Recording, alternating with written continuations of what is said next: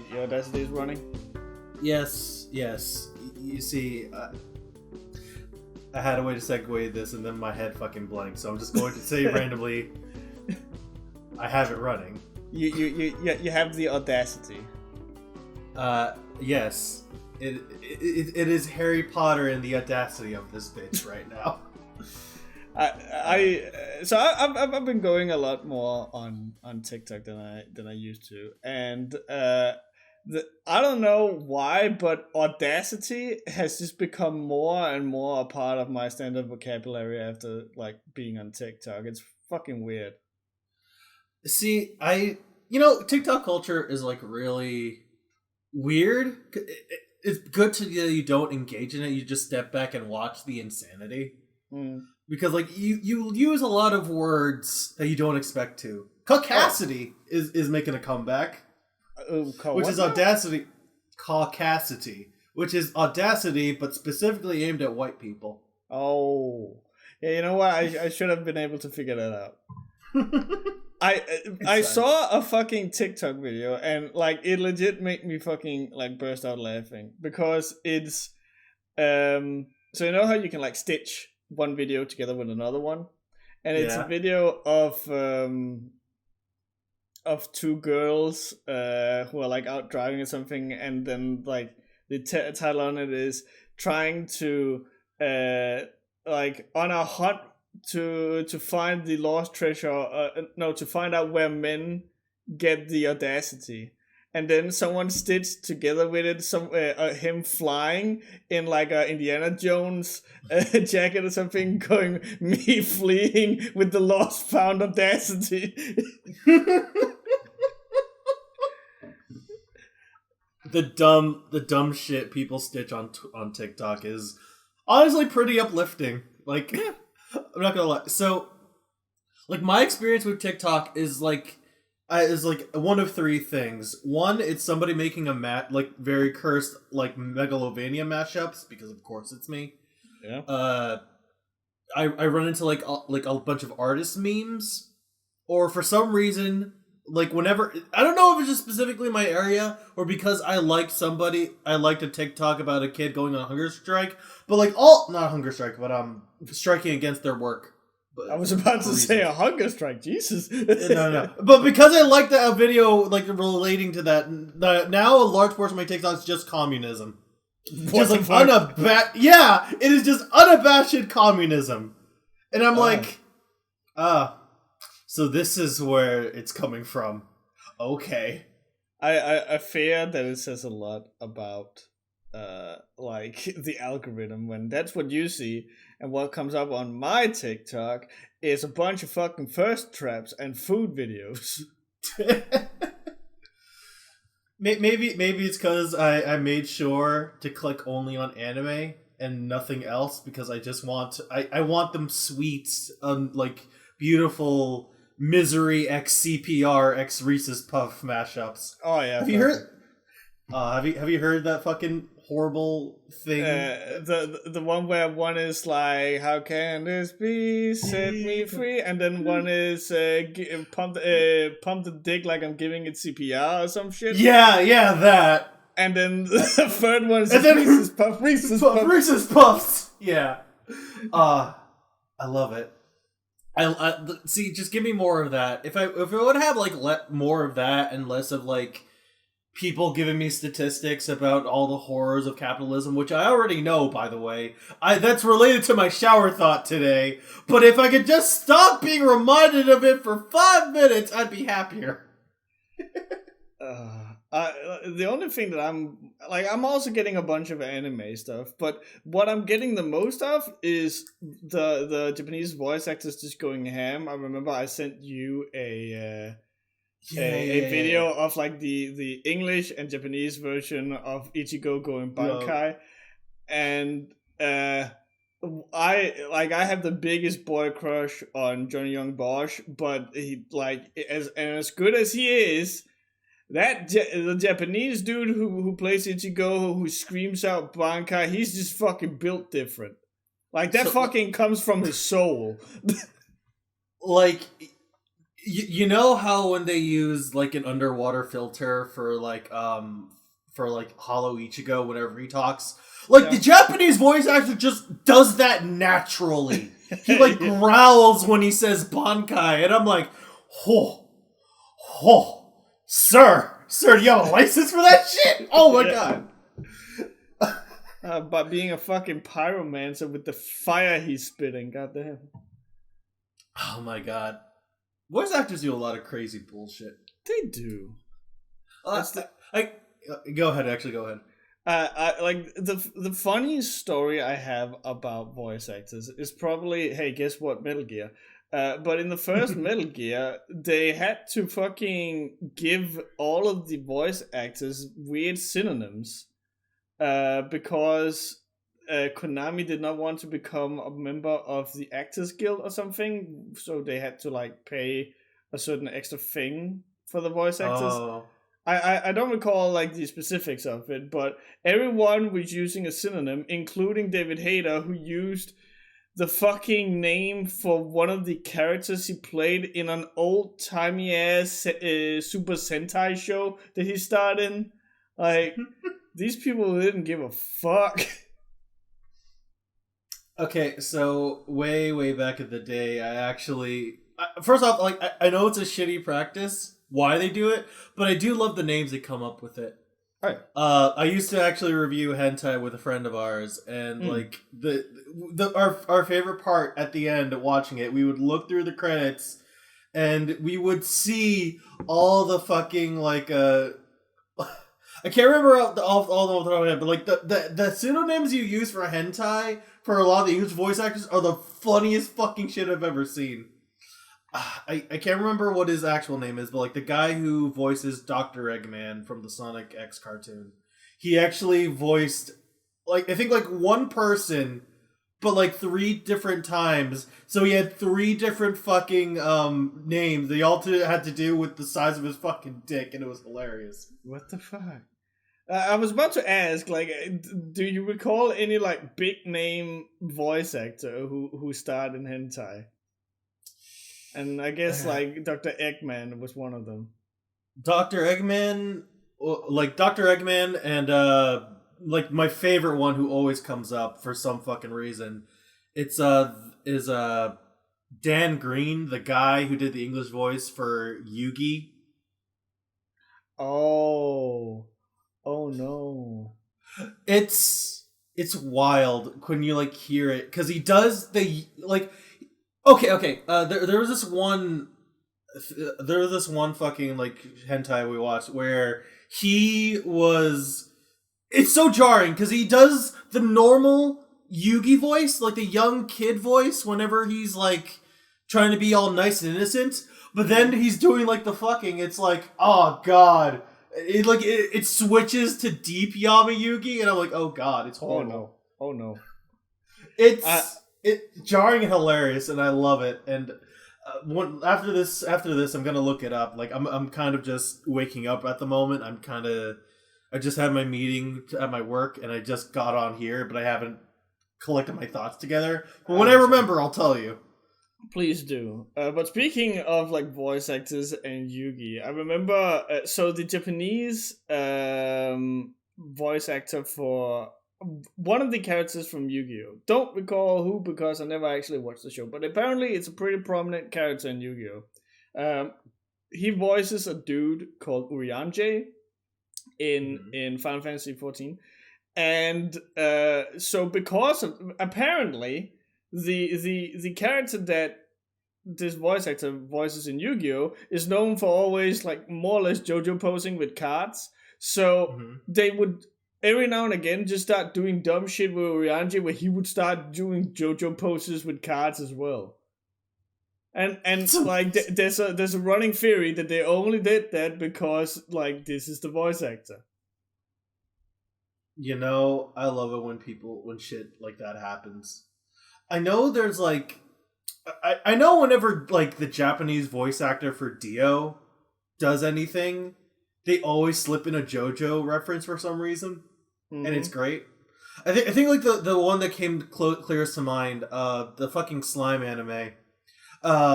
there's this guy called the guy who voices Dio voices a guy called Clayman, and he's been a smarmy bitch the entire fucking season, and then like the main character trying to act cool is like, well, my subordinate's good enough for you, and Dio's like, what the fuck are you talking about? And then out of nowhere, the subordinate character who's supposed to fight Clayman does a fucking JoJo aura rush out of fucking nowhere.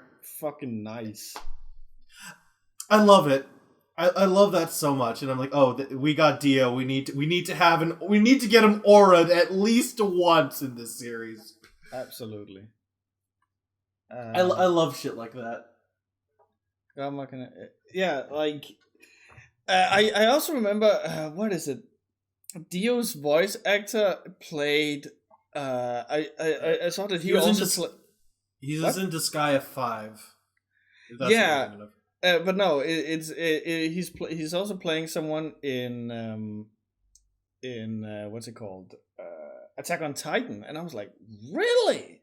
I did not pick up on that at all. I can't get into who it is because that would be a spoiler, but yeah. That's impressive though. Like you love to see it when like characters have like such range. You look at the credits and we're like, really? It was that motherfucker? Okay. It's weird because, like, believe it or not, but Nolan North, who voices well, he voices fucking everything, or he used to at least. I don't know what he's doing lately, but Nathan Drake and all this stuff. Everyone just wants him to be, Nolan North, but apparently he has insane range, but people won't let him have that. He voices someone in like normally when you hear Nolan North's voice, it's just like, hi, I am American man. But in The Last of Us, he voices someone where he's like talking like this, and it's insane. You cannot tell at all that that's the same person. But Nolan North and Troy Baker, two of the biggest voice actors in the like video game industry, at least in the West, like people won't let them play anything but them, and that's a shame because like they do have range. Yeah, like that's kind of like just a certainty and like a shitty thing that happens in like the industry. Mm-hmm. That's what happens when you get typecast, and it sucks. It's when you're recognizable only for this one fucking thing, and those are the only roles you're allowed to get because people, which is really stupid on the producer's part, but they're the ones with the money, so they have to make these stupid decisions. But like when you do all these roles, and these are the only ones you can get, you're perceived you can only do those roles, and you never are given another chance. So it kind of just like goes. It's like a vicious cycle, and it sucks. Yeah, like you almost got to go in under a pseudonym when you do an audition, just so you get another chance. Actually.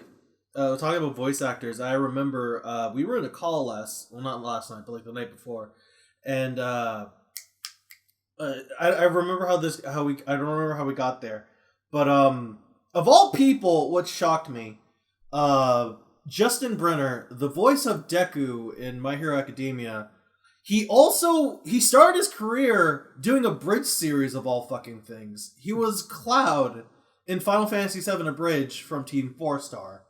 Huh. So that's crazy for me because, like, you go back a decade, you don't get jobs from doing a bridge series. Usually, if you do that, you are like blacklisted from the fucking like group.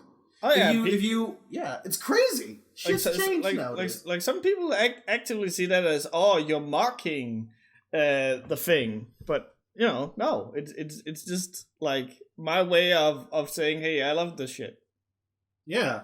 It's a good thing that, like, times have changed to the point where we can, like, respect that now. That you would go through and have the time and, like, do all the editing and make your own dubs. And, like, now you can get, like, professionally, like, hired for it. It's kind of giving me that warm, fuzzy feelies. Yeah. I will say that, like, it does become an interesting scenario when... Like I'm looking at Young Ye, a video game journalist that I care a lot about. Who he again? I think I mentioned it before, but he's the voice actor for Pucci in the latest season of JoJo, and Yeah, like I'm still like fucking reeling from that because I'm like, you can't fucking tell. yeah, and like he apparently does a banging good job, and he's also a really good video game journalist. But that's where I start becoming a little bit worried because if he starts voice acting video games, how can you then like completely unbiased give the news about that video game?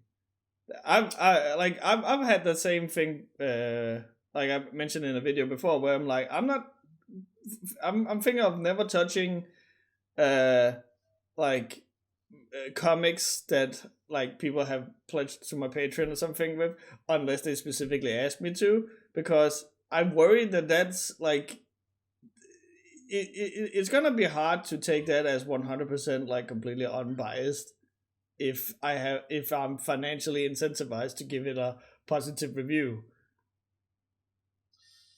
Um, so that's like a hard.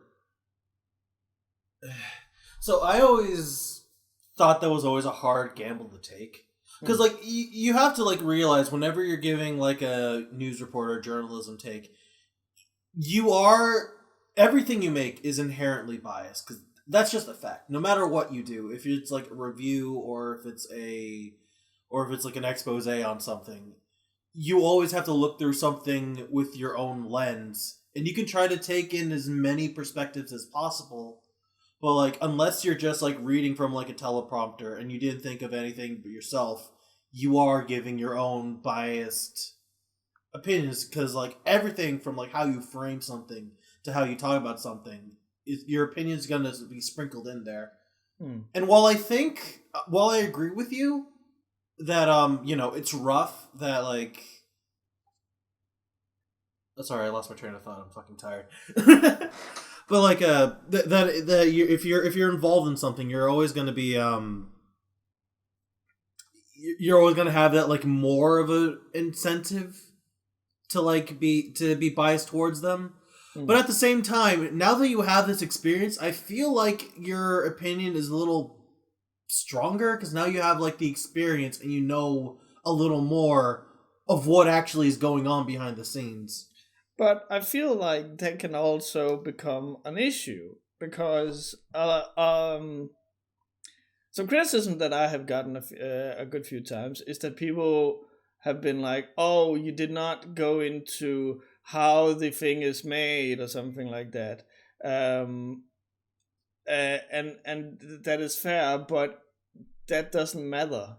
What matter like a review should at most, in my opinion, come as a guidance for a consumer, and the average consumer is not going to know about these things that has been going on behind the scene.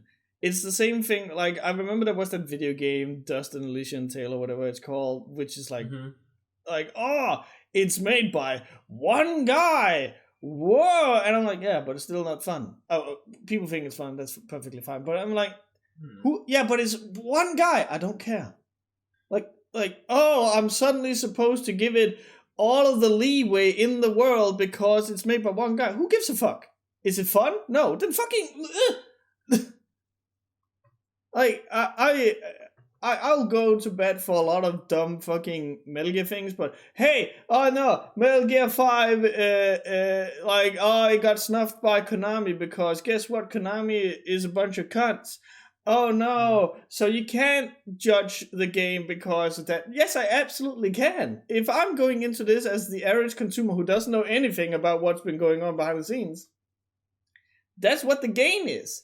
There might be a perfectly fine explanation for it, but if you're not aware of it, how is that supposed to change my opinion of it? Fair, I guess. I remember I had a discussion with, I think it was Cody or something, about Final Fantasy VII. About like this was when I was way into, oh yeah, fuck Final Fantasy, oh I'm so cool because I don't like it. Where I was like talking about how Aerith's death scene is like what I would do different, and I still maintain that there are a lot of things about that you absolutely could do better, but they decided not to do it. I don't know why, but again, that's my opinion, that it doesn't matter. But at that point, Cody started going, "Oh yeah, but it's because the writer was going through this where his grandma or mom died or something," and I'm like, what fucking person is gonna fucking know that when they sit down and play the game?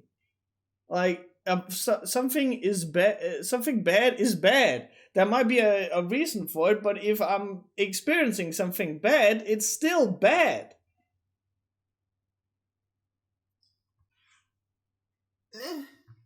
I don't know. Maybe just because, like, whenever I see something bad, I personally want to know why things are bad. So I feel like that's where I'm coming from. Well, I also but still no, I agree. I agree. But I do agree with you. Like, yeah, it shouldn't affect that. It shouldn't sway your opinion towards the good scale if you know why it's bad. But I do think it's like, I personally think it's important that, like, you gotta know the context of everything. But that's just me, because I like digging for that kind of shit. I like by no means misunderstand. I also do want the context for these kinds of things, but I just feel that, like, it shouldn't be a requirement for you to, like, have enjoyment out of the thing. If it's bad, it's bad. If there's a reason for it, fine, but it's still bad. If I kick you in the nuts because I suddenly have a fucking, like, twitch in my leg and my foot just happens to fly up and just crush your nuts, it's still gonna hurt. And I might go, "Oh no, sorry, it was just a twitch in my leg. I'm sorry." But I still kick you in the nuts. Like,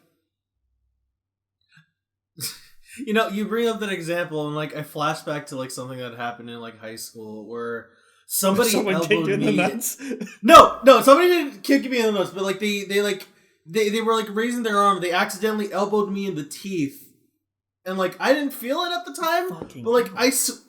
But I think they felt it more than I did, because, like, when they did, my teeth actually cut into their fucking bone when they just, like, yeeted their elbow into me. And I was worried about them more than I was about myself. And I'm like, "Dude, are you okay?"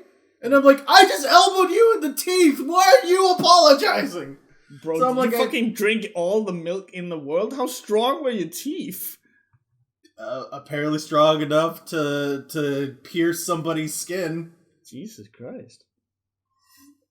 But yeah, no, I think it's just, but yeah, no, I agree with you though. I agree with you though in that respect. Yeah, I just thought the example you gave just brought up some, like, buried memories of, like, well, because no, I did the exact opposite. I'm so much of a fucking bleeding heart. Someone elbows me in the teeth, and I'm worried about their safety.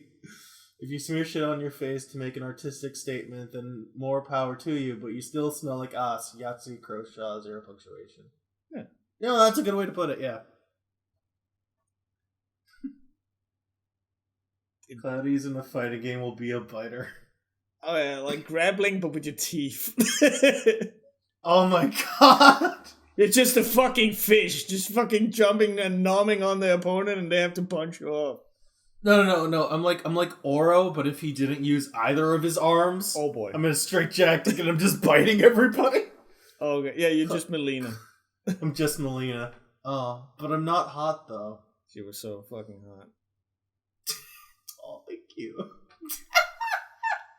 I said she was so fucking hot, but sure. I didn't hear you. Oh, well, I heard you are, and my self-esteem went up, and now it's gone way down. You know what? You two are very hot, but yay, you do not have the ass of Melina. No, I do not. Melina's ass is pretty good though. It is pretty good. So, like, fucking remember. I remember this vividly, but that's also because, like, I'm a fucking perv. But do you remember when they were advertising for Mortal Kombat 9 and they had all these super fucking dumb, crazy, hot cosplayers, and they just, like, showed these very, very specific close-ups of them, like, in costume? Yes, I'm remembering like the cosplay booth babes, I believe. No, oh no, this was for like online video ads or some shit. I remember they had like the Melina cosplayer, and they we were getting close-ups of her putting in the cat eye lenses and shit like that. But I'm like the one that is like imprinted into my brain and probably gave birth to my kink for strong women was to get a fucking super close-up of her abs where they're like using some makeup or something to highlight them all the more, and I just got me feeling some type of way. Your monkey neurons activated when you saw it. Yeah. Monkey neuron activation. That's a good title for the podcast. Hold on. Where the fuck is my note? What is it? Monkey brain neurons. Monkey brain neurons, yes. Monkey brain activated. Monkey brain activated. Good. I mean, it is fitting because we started out talking about hentai and now we're here, so it's oddly fitting. It all comes together. That's what I should have used for the hentai podcast. Damn it. Speaking of of all like sex and all that stuff, so I've been continuing my my journey through One Piece, and I have now passed episode 300. So a little anniversary there. You can start to tell. You can start to see Oda getting her perv on, his perv on. Robin's tits have now started exploding out of a goddamn shirt. Okay, I want to mention this right now. Because I've actually had this discussion with Raj before. Oda, he does definitely have like the skimpy body shit, but the boobs, that's all the anime. I can promise you. If you compare the manga to the thing, yeah, her tits are still out, but they're not like, they don't have the boob shine like they do in the anime. And it gets like really apparent. This is when the anime goes forward. This is where it got like the whole. This is when they slowly start getting bigger throughout the series. And this God bless him. Yeah. Like Luffy has started doing the third gear where he like pumps up part of his body, and for whatever reason, Nami and Robin has the exact same ability. It only just happens to the tits. Okay, so do you remember? First off, do you remember Smoker, the guy who turns into like smoke and shit? Oh yeah. Do you remember the sword Marines lady? Yeah. Do you remember the Marine who follows him around, Tashigi, the one with the sword, the one who was there when Zoro's teacher, but she doesn't have any recollection of it? Question mark? Kind? Yes, her. Okay. So, first off, that's not confirmed. We don't know that yet, and it's frustrating, but we're just gonna go with that. Her. There is an inside joke in the fandom that every time she gets a rank, her boobs get bigger. And you see it. Every time you see her with a new rank, her boobs just grow another fucking size. Never change anyway. Never change. But I'm glad you got it. 300. I believe you're still on the fight with Zoro versus Kaku, am I right? Kaku is the giraffe man. Oh no. We're way past that. Okay, so you saw the power of giraffes. That's what I wanted you to see. Yeah, I've seen the power of giraffe, and again, more than ever before, and I need to stress this for anyone who's ever been like, I want to get into One Piece, but it's really not my thing. I need to stress this. One Piece is a comedy. Full stop. It is a comedy. There's action in it, and it's perfectly functional. But it's a comedy. And my God, once you get into that mindset and you start watching it for the comedy and you start like kind of fine-tuning in on that, holy shit, is this show hilarious as shit. Mm-hmm. I actually think I had to write you when this happened. So there's the scene. I'm gonna set it up for the people who hasn't seen it. So there's this dude, Usopp. He's kind of like a running joke. He's kind of he's always portrayed as a weakling, but he always managed to kind of come up on top. And they all of the crew members are trying to get a key off of one of these big strong people. And so Usopp finds one of these guys, and he's like sleeping out in a field. And so Usopp is like sneaking up on him, and he's like, "Oh boy, I really don't want to fight this guy," and trying to get closer so he can grab the key off of this sleeping dude. And then like he starts panicking because he's worrying that his heart, like the dude can hear his heartbeat because it's beating so hard and fast. So he's like, no, heart, stop beating so fast. And then like he completely flatlines, and the anime even shows like his heart flatlining. And then like he starts panicking because, oh no, my heart's not beating anymore. And starts like beating his chest to get it working again. And then, okay. He finally got it to work. Then he gets even closer, and he's just about to reach the key. And then all of a sudden, a fucking rooster appears in front of his hand. And he's like, what in the fuck is this? This is the loudest bird in the fucking world. Why is there a fucking rooster here? Oh my god, I cannot. Please, rooster, please do not caw and wake this dude up. And it's super tense, and the camera's like zooming in on Usopp, it's zooming in on the rooster, and it gets closer and closer to the rooster, and then it goes chirp, like actually a human being going into a mic going chirp, and Usopp, and like it's the lowest, most quiet chirp in the world, and Usopp starts screaming, "That's not the sound a rooster makes!" And he starts flipping out, and that's what wakes the dude up. I was fucking howling. It's some of the funniest anime I have ever seen, and the show is riddled with this shit. Like a point, Usopp is going, "Oh no! Oh, I broke my ribs, all 8 of them." And Sora's like, "You got more than 8 ribs. Oh, but I can still feel it in my ribs, all 10 of them." And Sora's like, "You got way more than that." And then like they have a little more back and forth, and then Usopp is like, "Oh, my ribs! I can feel it all 20 of them." And Sora goes, "Do you have like 100?" And Usopp starts screaming, "Is my body made out of nothing but ribs?"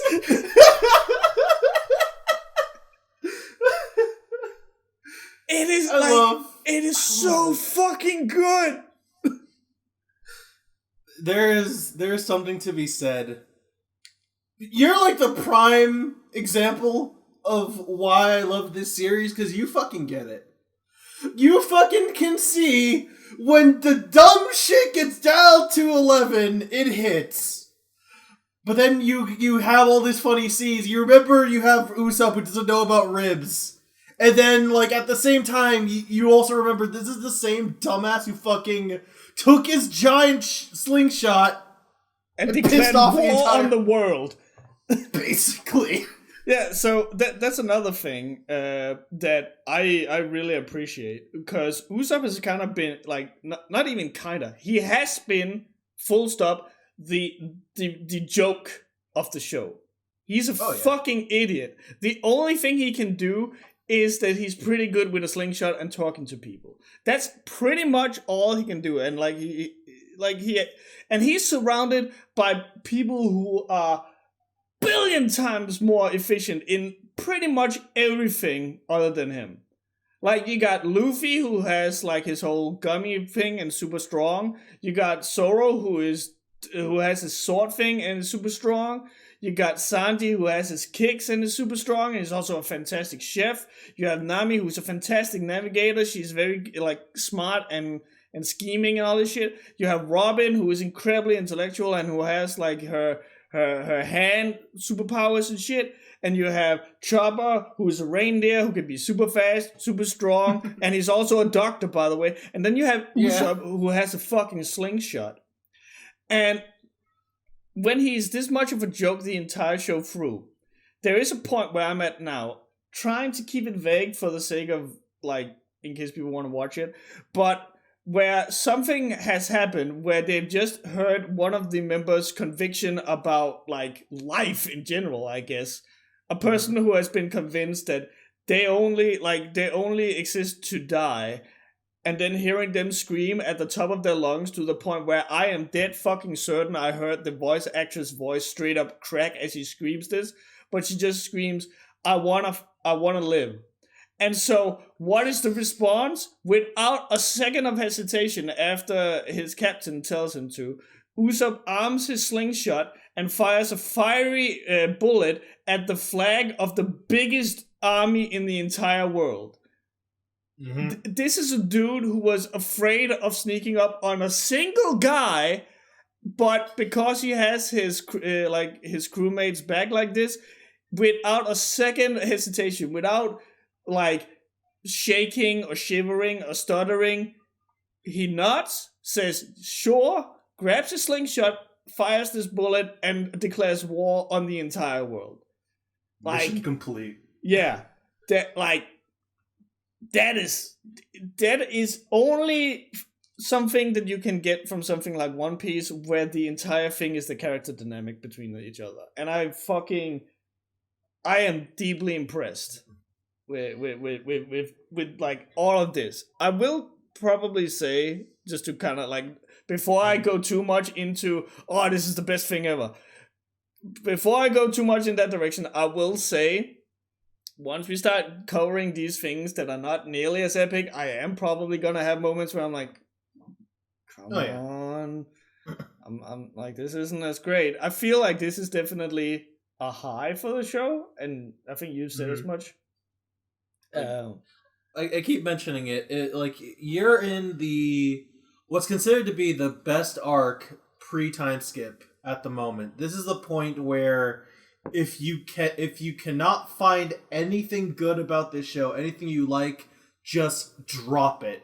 Do not touch it. Do not look at it. Do not look back. Because this is like some of the best shit that this story has to offer. Yeah, which I can appreciate. And all of these character bits are so interesting and cool, and all the jokes are always hitting. And there's this thing, this super, super ultra specific thing that I really like, which is that this has been like a day. This has just been one long adventure. When reading or watching Bleach or Naruto or Dragon Ball, it's typically all like, oh, we have this big action scene, and then we go to bed. And then, like, a couple of days later, another big action thing happens. But this is all just like one long day, and the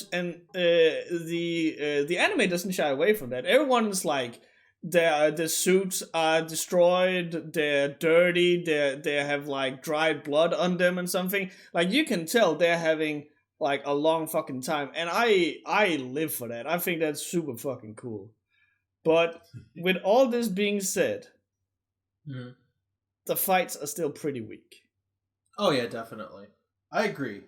And I want to like air a grievance I have with like One Piece, because I'm caught up, and like I'm at the point where like I'm waiting every week for like the spoilers for the next chapter, and to like read it on Friday with fan translations, and then I read like the official translations on Sunday. I'm that far in. I'm like chapter like 10, like 1000, like 60. No, 40. We're at 40 right now. And there is a subset of idiots who follow this series only for the fights. And they are the most frustrating people in the world. Who will actively ignore things like theming, character interactions, are like a basic understanding of why this story works. And they will focus mostly on the fights and how strong a character is. And they will go apeshit about what is good. Like, no, this fight sucks because this character's not supposed to be this strong. And it's just pain. It's pain to have to sit through. Like Alice says in the chat, so Jump Force was their fault. Yes, Jump Force was entirely their fault. I hate them. I think that like the best way that you can sum it up is that Frankie's fight against the fat person with the zipper mouth, that entire fight is not to highlight that Frankie has a machine gun in his hand, or he's this strong or something. It's like just as much, if not more, about, hey, here's the scene where Chopper feeds him a bunch of different drinks instead of cola, and we get to see how Frankie starts acting like a damsel in distress, or a super chiller out hippie dude, or some shit like that. Like, that's what the fights are about. They are a way to convey these either emotional or comedic set pieces, I guess you can call them. And when it does that, it's great. I don't, go on. No, it's like, I love how before you got to that fight, you were asking me, because you thought it was the stupidest thing in the world. It's like, why the fuck did he settle on cola? And I just sat there with a big smile. I was like, oh, you'll find out. I wanna stress, it's still the dumbest thing in the world, but I love that it's the dumbest thing in the world. I know.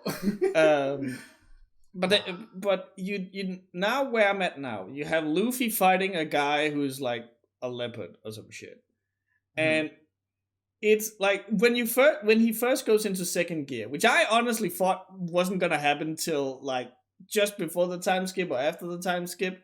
When he does the second gear the first time, that's really cool. That's like just because everyone loves to see that moment where the protagonist or a guy goes up a level and they just start kicking someone's ass like ultra hard. That's always cool to see. And I did like, we had a talk about it. I do like that he beats the dude, but the dude is like still standing, so Luffy doesn't know that he's beaten the dude. So he's like, okay, then I guess I'll have to show you this thing. And he's like, he puts his thumb in his mouth, which is how he activates the third gear.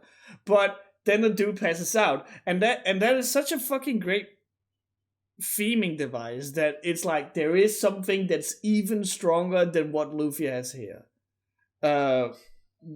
And in the manga or in the Japanese version that you watched, they apparently just straight up say that what he's leading up to is his third gear, but they don't in the dub version. And I actually think that works better, because then it can be fucking anything that he had at the ready.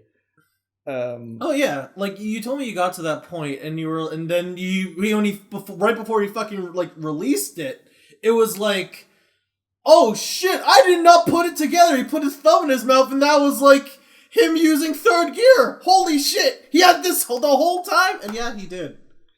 But I will say, like, after seeing second gear the first time, which is like, I actually still don't know what exactly it's like. I know what it in the series lore it does with the whole popping blood and stuff, which I'm a little unsure if that's. It's basically like forcing more oxygen into your bloodstream. That's basically what they did. Which I'm a little like, I think that would just kill you, but alright. Well, all of his organs are made of rubber. All of his everything is made of rubber, so it doesn't kill him. It's just more. But it's stupid, but I don't know, like, what it, like, does it make him faster or stronger? I don't. It primarily just makes him really fast, because like it makes his body just move faster. The reason why he's zipping around is because like he watched how all the CP9 members do their Soto thing. You basically just kick the ground twice and it just yeets you forward. Which, that's fine. But like now that he's fighting this leopard or panther, I don't know. Oh, he's fighting this dude. I'm sat there going, this is actually like the thing that I'm least interested in. Like the fights don't have anything in them that makes me feel that it's any, like, how to put this? You know how in Dragon Ball, between the big set pieces of where, like, Vegeta and Goku are now going to have a beam struggle, and Goku has to go Kaioken 10 to beat Vegeta. In the anime, between those moments, they will have those parts where they're just like having a flurry of punches and kicks against each other, where you can't see what's what. Like, that feels like almost the entirety of this fight. There's not any like there is third gear, and there is like now where I'm at now. He's just getting back on his feet after Usopp yells at him. But everything between those moments just feels like that, where they're just like a flurry of punches. There's no significance, no agency to it, and I feel like that's a little like sad because the fights he had against what's his name, Foxy, the guy with the time power. Yeah, like that Foxy. felt like that wasn't great, but that felt more like interesting because it also had the humor in it. It's amazing because like you'd be crucified by like a lot of fans for even suggesting that, and I entirely agree with you. I've always said that like One Piece's strong suit is not in the fights; it's always in like the story, because whether you like it or not, you're going to care about all of these motherfuckers one way or another, and the story will go out of its way to show you that. Every fight is there as like a narrative device to show either the relationships between characters, to show somebody's resolve, to show what they can do, or to show why they're fighting so goddamn hard. And I think that's the way you put it. You can kind of boil down like Luffy's like fight into certain set pieces, and those are the best parts of the fight. Yeah. Those like from like when he reveals gear second to when he uses gear third to the ending of Luffy's like fight, like how he ends up beating him. Those are all really good set pieces that all have something really thematic to do with Luffy. But if you take every little step into account and enjoy the fight for what it is, it's pretty weak compared to every other series I've seen. I'm going to talk about what I was watching afterwards, but like just to end this point, the fights are there to enhance the story, and it's never been the other way around. No, and I'm fine with that. Yeah, absolutely. My Hero Academia gets a lot of flack just because its fan base is apparently super toxic or something. I don't know. I have no horse in the race, but like I remember there is that one fight where Deku fights Torodori or whatever his name is, like Fire and Ice. Todoroki, yeah. Yeah. And that is filled with these set pieces where every jab they throw at each other is like significant, especially because Deku has this whole thing where at this point he can't control his powers. So every time he does an attack, it literally like fucks himself up, and I think that's like that is one of the best things in like anime fights is when there is this emotional value behind it, that every attack, every move has some sort of significance, either to put a character in a certain place, put them in a state, or put the opponent in any of these things.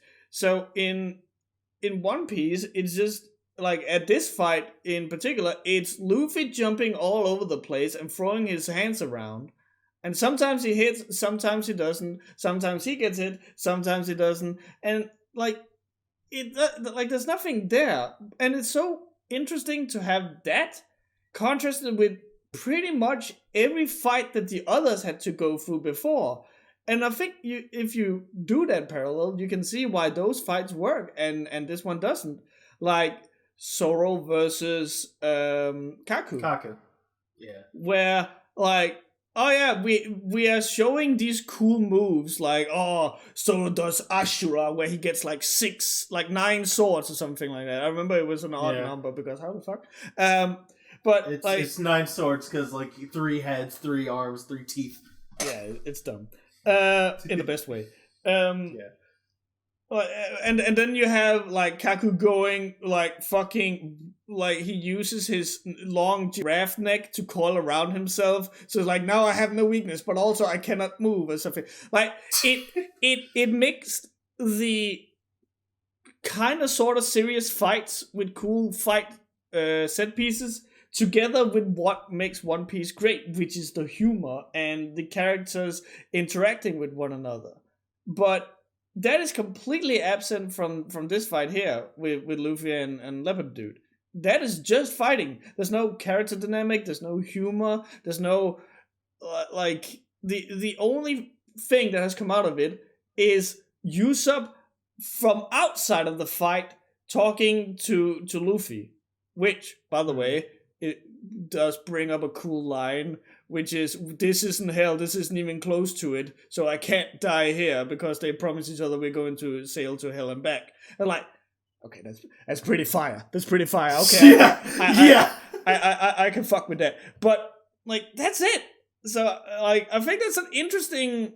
I've never had that thought before watching One Piece, and like, what makes a fight good? And this fight is bad. Not to say that One Piece doesn't have good fights, which is exactly what I just brought up, but this fight kind of sucks. Yeah. Which, honestly, you're like the only other person who I can have, who I agree, I had that thought before, and I agree with you, and every person I talk to, whenever I brought them into One Piece, they would always say that specific one is their favorite, and I can't tell why.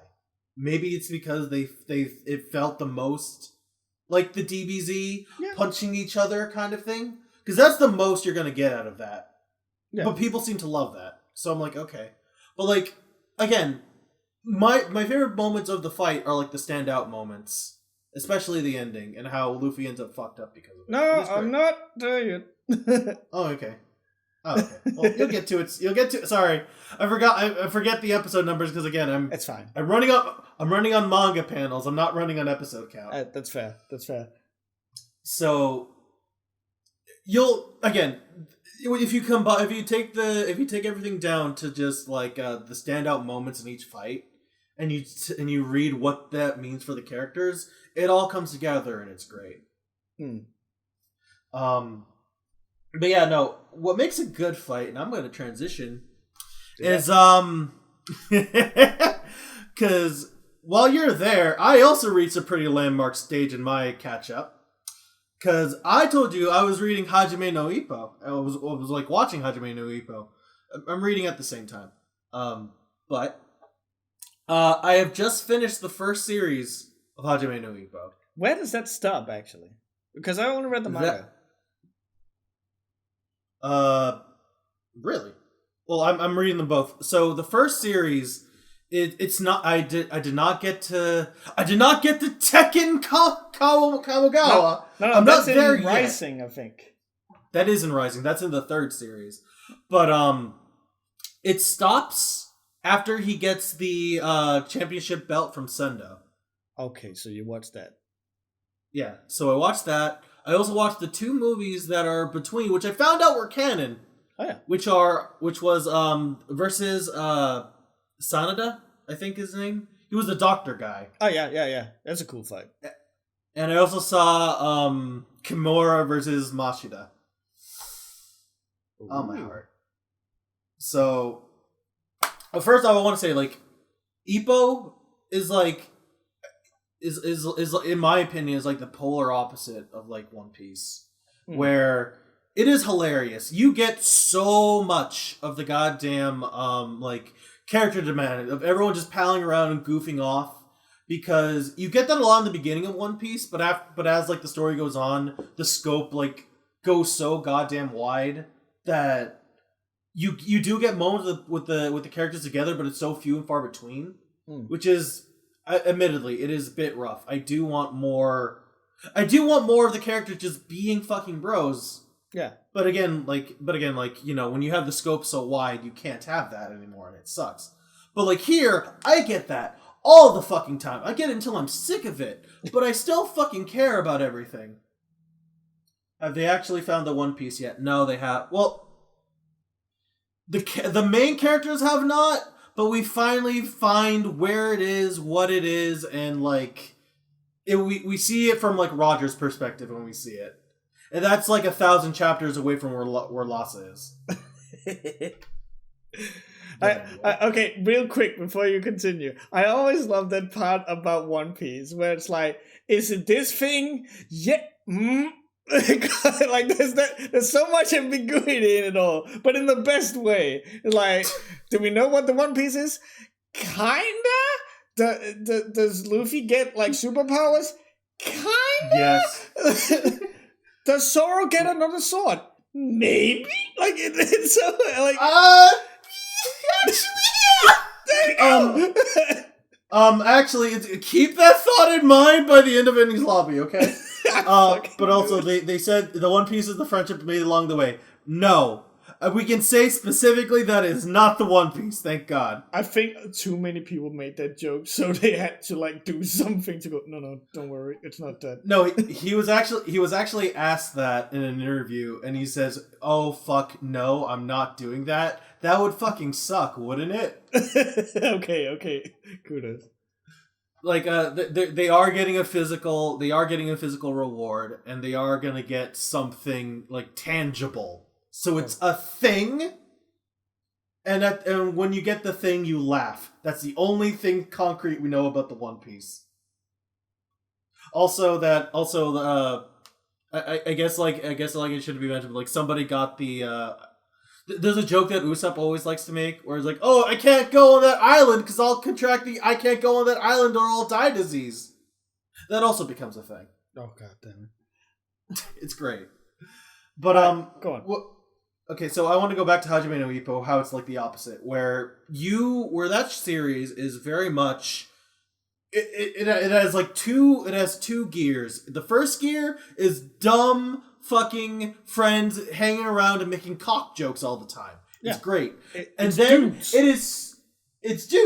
And then it's dudes and nudes. But then, like, you go to the actual fight, and it's like, you're seeing two monsters beat the shit out of each other in the most satisfying way possible. Like, I am peaking up with... So, the reason why I'm so slow with Hajime no Ippo is, like, I'm watching the anime and reading the manga at the same time to catch up on what I missed. And, like, the penciling... You can tell that the guy who fucking made Berserk Murata. I keep fucking up his name because I keep mixing up with Miyata. Miyata? But anyway, he's Ippo Sasuke. Oh right, yeah, that fucker. But yeah, like especially in the manga panels, like the shading is so fucking beautiful, and the fights, every single punch, you can see they are actually putting their all. This is all just a fucking boxing ring, but that nigga fighting for his life, man. It's great. And it's like, we're at a point where, like, yes, that Ippo is kind of past his point of, like, learning new things. Because once he mastered the Dempsey role, that's when he gets his fucking, okay, now he starts to feel like a championship boxer. But now, ever since he became a champion, now we're doing the whole, oh shit, I'm not good enough for this. Like, I'm too weak for this. I don't deserve to be the champion. And then, like, in the last minute, it's like, no, fuck you, I'm the champion, I'm gonna give it all until I can't fucking move anymore. And it's like, I love it. The fights are beautiful, and, like, you can feel all the emotion in all the fights. But it gets to a point where, again, like, I need to read more, because, like, I think I'm only on, like, this is only, like, chapter 300 in the manga, episode 70 in the show. But I'm still having that issue where I feel like I'm still in the beginning of the series, where it's a little bit formulaic, where I can see where it's going. The one time I felt a little better was like when Ippo lost to Date, and we had to see Volg versus Sendo, and my heart was breaking because I wanted both of them motherfuckers to win, but, like, no, one of them had to go. And it had to be Volg. Yeah. And I'm like, no, my favorite Russian man. He said arigato, Ippo, in Japanese, and my heart fucking broke in twain. But no, like, you see all these styles, how they're clashing, and how everyone's fighting for something. Everyone's a good guy in this series of all goddamn things. And it's great. Like, One Piece does, like, the opposite. You'll see it with a lot of their villains. There's not a lot of redeemable characters in that series. Everyone is, like, the biggest piece of shit you'll ever see. And then, like, here, like everyone is like the goodest fucking boy. You're gonna cry. You're gonna want to adopt them. You love them so much. But then you get like the inverse, where like you get like the one villain, One Piece who's redeemable, or you get the one guy who's a piece of shit. And because like the moment when they come in is given so much gravitas, they stick in your fucking brain, and it's great. Yeah. I know I'm not at that part yet, but I know what's coming because somebody spoiled it for me. But I'm cool with it. So like two things. One, you need to like let me know the instance you finished Takamura's first real fight. Oh yeah, like I forget what his first name, but his last name's like Eagle or some shit. Yeah, so but like there's a whole bird motif. Yeah. Yeah, that's weird. He fights a lot of birds now that I remember. Well, Takamura means eagle. No, I think it's hawk, actually. No, eagle, hawk, whatever. Bird of prey. I'm gonna Google this real quick. Hang on. I'm gonna Google this. What does Takamura mean is...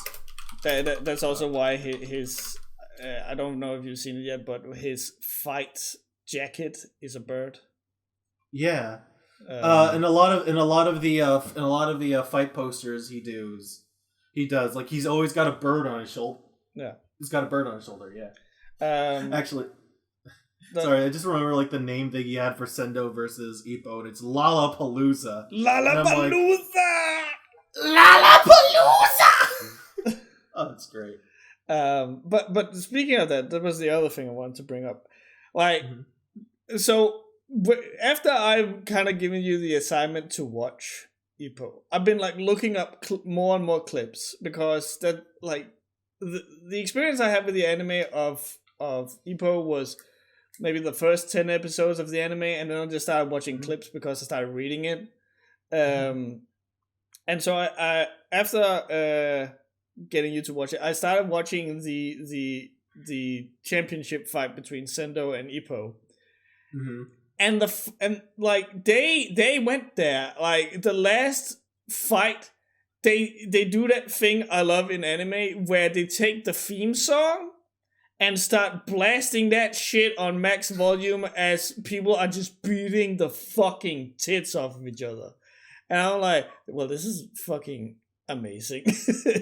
Oh, like, see, if there's one way you want to get me to get endorphins, you do that. Like, you go into this season or the series finale, and okay, so here's the thing. I hated the third fucking opening for Ippo because there's no lyrics. It's just like people like shredding on a guitar, but it sounds like cacophonous, so it doesn't really feel as good. But when they were having Ippo versus Sendo, they didn't use like this season's opening. They went back to the beginning of the anime and used that theme song. And I felt like I fucking ascended. I'm like, holy shit, yeah, let's fucking go, Ippo! It's good. And the best part is that typically in shows when they start doing this, like I'm thinking of Gurren Lagann, for example, where they like have Solario Days playing, where Simon comes up and like, not yet, and then like at that point it just becomes like a steamroll of the hero rolling over the villain. But in Ippo, play my theme music, and then Ippo continues to get punched in the face like 5 times more. Like it's still an even match, but it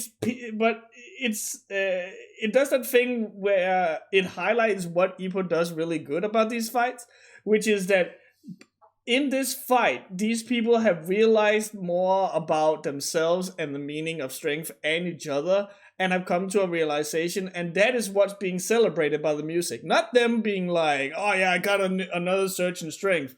It's more about like the emotional parts of them that I think is so cool. They had like a really good metaphor, but I can't remember off the top of my head. But it was essentially, it's like they ceased becoming people at that point. It's like I'm just here. My arms are moving on their own. I'm gonna give you every little thing I got, and I'm gonna take everything you've got. Okay. I don't care how I come out at the end of this. I'm giving you everything, and Ippo does. Ippo's really good at taking hits, and he's really good at giving hits. Well, actually, Actually, I can't even say that because Wow. I have a little bit of insight what's going on because I know what happens to Ippo way later in the series, and I I don't don't even remember. know that, but I think I know what you're referring to, so let's cut it there. I'm gonna cut it there, but I'm just going to say like it's really interesting to see, and I really love to see Ippo just when he's not moping and he's not constantly doubting himself. It is great to see him just like fight for his dream. Yeah. I think what sucks is like after the fight, like Ippo asks what strength is, and he says, "I still don't have an answer, but I can still keep going." And I'm like, "You should have, but okay." Well, But it's fine. So that's the thing. I don't know if you caught on to like the meaning of the title and his name. Oh yeah, no. It's the first step. I know that. I know that, and I realize that, and it's a beautiful thing in that sense. And I'm like, I don't know. Maybe it's because like this, it feels if maybe it's because like the way the anime presents it is probably what makes it a little for me because it genuinely feels like a finale, like a finale. Yeah, like if there was a point for him to have the answer for this would be it. Exactly. But like this goes on for like another 1,000 chapters, and you know that you're like it feels a little sour, but I'm like, you know what, that's fine. You're gonna get your answer one day, hopefully, you little shit. He gets a dog called a Wanpo, and it's basically just Ippo, but the joke is that one. Oh, I never caught that even. God damn it. I love dumb shit like Speaking that. of Wampo and where he comes from, you got to see Takamura fight a beast of the same quality as Takamura. He fought a fucking bear and won! He fights a fucking bear. So, I love that because I've seen so many characters, especially in fighting games, who have like they don't have a shirt on and like they have the scars across their chest. Like I'm thinking like a law in Tekken or something where they have like 3 or 4 claw marks across the chest, and it's like you never really see where they got that. It just looks cool. But in Ippo, Takamura fights a bear and gets clawed across the chest. And so throughout the rest of the show, he has like the claw marks on his chest, which fits him perfectly. But the fact that you know where he got it from makes it so much cooler. Because everyone can just say, oh yeah, he fought a bear. But you see him fucking punch out a bear! I think what works is that it never gets covered up. It is just there and prominent. It's like he pulls off the shirt and that's his Superman logo. Yeah. It's just a part of him now because that fight was so significant. He was out there in the mountains training and it's like, oh man, I guess there's a fucking bear and I'm downhill. This fucking sucks. So he's like, well, I might as well fucking do it if I got nothing else to lose. And he like, you see him, like, you see the first couple punches not do anything. He's like, oh shit, I might actually die here. But he's like, no, this bear's going down. That surge of adrenaline, and he just like does a combo after combo into its fucking face. It's like, how do you like that? And the bear's gonna get up and then he falls down. And I'm like, oh, he just killed the bear. It's so cool. Well, he didn't actually kill it.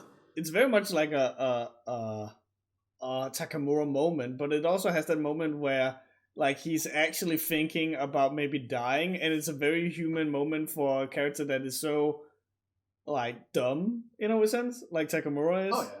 That it really makes that scene much more cool, I feel. Oh yeah, just the whole like thing of him, like he's very much well to be like the invincible character. Like if Ippo wasn't the main character, Takamura would be. Absolutely. Definitely. But when you see that like one hint of weakness, like oh shit, but then it just flips around to like I'm not fucking going down. It's great. Like he's got that like whole monster quality to him. It's hard to describe. But I love it. But like the thing I just want to mention about the chest, like that scar is like there now. That's a part of him. That's like That's part of his character model going forward. You can't but you normally you wouldn't have seen it coming. And to be fair, the bear was fucking random as shit. But you know what? That's just there now. That happened, and you'll never forget it. And I'm glad that you circle back to talking about that, because it actually brings up a point that I've wanted to mention, which is one of the most discussed videos on my channel, I feel, is Made in Abyss. Mm-hmm. Because people did not like what I had to say about that. And one of the things that I point out is that one of the protagonists, don't recall her name, but she has that moment where her arm breaks and it is about to be cut off and all this, and she has a scar on her elbow after it. And to me, that is this was such an important moment in the show, because it was where things got real. If you bring up Made in Abyss to anyone who has seen it or read it, everyone will know that scene, because that's where shit got real all of a sudden. And so after the fact, after all this happened, she gets instantly a thing for her glove so she can use her hand. And in the manga, at least, they several times forget to show the scar on her arm. Now, of course, that might just be an oversight, might just be, oh, we don't want to add this detail from this angle or something. But if you contrast that to this thing with Takamura, it's the scar on his chest there was a very it has a history, it has a meaning, and it has significance for the character. Like we said, it's the first time where we actually see a more human side of the monster that is Takamura. And then in Made in Abyss, the character almost died. And what do we have to... And the thing that should be there to show us, to remind us of what this character has gone through, is just null and void. And, that's just one of those things that really adds to me feeling like this was just there for shock value. This was just there to get people to be shocked and, oh no, what are they doing to this little kid?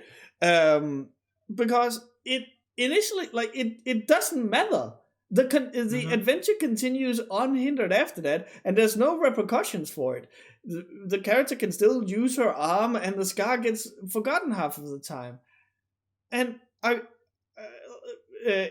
haven't reached that point of One Piece yet, but even I'm going to go out on a limb here and say that Luffy's scar on his chest is pretty fucking significant.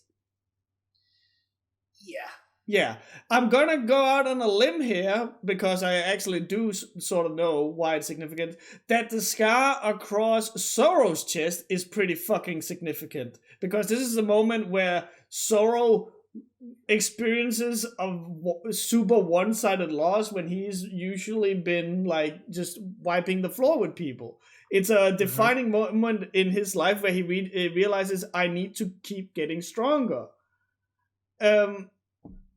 I just don't know how you fumbled the bag so much. These things that becomes a permanent part of the character should not just be a visual thing that becomes a permanent part of the character. It should be a thing that either changes the character's personality or psyche, or it should be something that changes the audience perspective of that character. No, you have a perfect way to do it. Scars in media, they have to be a significant thing. I don't think it's if you come in already with the scar, you can be excused to just say, okay, that's just a cool thing. Yeah. But the moment you put it on them, you are fundamentally changing the character, and you are marking that what is going on here is very significant for him, for the character that experienced it, for everyone around them, and how they perceive him. Because the moments where Luffy gets that scar, it is probably it is one of the biggest things that happens in the fucking story. Yeah. They give it all the fucking gravitas in the world. With the bear with Takamura, even though it's a random fuck shit that happens, that fundamentally changes him. Yeah. Not in like a big tonal shift, but like it doesn't become like an asshole. He's still the same goofy fucker, but he's definitely like something like clicks with like Takamura. Like he is feral. He realizes something is stronger than him, and he realizes that he is in fact not immortal. Yeah. So it makes the moments when he's pushed to that limit, he remembers the fucking bear. He has like that surge of like super adrenaline going through him, and it just like you see it. Yeah, I think it was like in the I think it was either like a title defense match or it was him like gaining the world circuit where he beats somebody with only his left hand just to prove a fucking point, and I'm like, bro. The man who rules with his left rules the world, I think is the quote they use. Yeah, I'm like, I've never fucking heard that, but that's fucking cool. Yeah. Oh. Go ahead. It's... I like you say, like, people can have scars and stuff like that when you first introduce them. Like, when you said that, I immediately started thinking of Baiken or... yeah. Or the chick from Ichigo in the firework factory that only also just has one. Yeah, it like that's perfectly fine. Like there might be a story to it, but it's not that significant. But the moment you, as you say, you put it on them, that is significant. That is also why I'm trying to think. Like you probably don't know this manga, but it's called Shamo. It means fighting cock, which is one of my all-time favorite mangas. Even though it is a terrible read, it is so fucking dark and edgy. You've actually told me about Shamo, and I haven't read it all the way. I did read a bunch of the preliminary chapters. And then I found out, like, the manga site I read it from started me in the middle of the fucking story, so I have to go back. But, no, yeah, just talk about Shamo. Tell us about Shamo, please. Well, real quick breakdown. It's about a kid who kills his entire family, goes to prison, is about to die in prison, and then he learns karate, the exact type of karate I trained, Shotokan karate, from a guy, and he uses this as like he's backed so much up against the wall that he starts training this karate to survive in this prison, and then he finds out that he has this power over people that he can get through violence using karate, and then it ends up ruling his entire personality, and he just wants to keep on fighting. And there's several moments in that show, in that manga I should say, where stuff happens that is of utmost importance, and the character will cut off his hair, for example. That is to really nail home how significant is this moment. Well, he's cutting off his hair. It's a change in the way that we typically see the character. During one of his big fights, a blood vessel in his eye breaks, and his eye becomes red.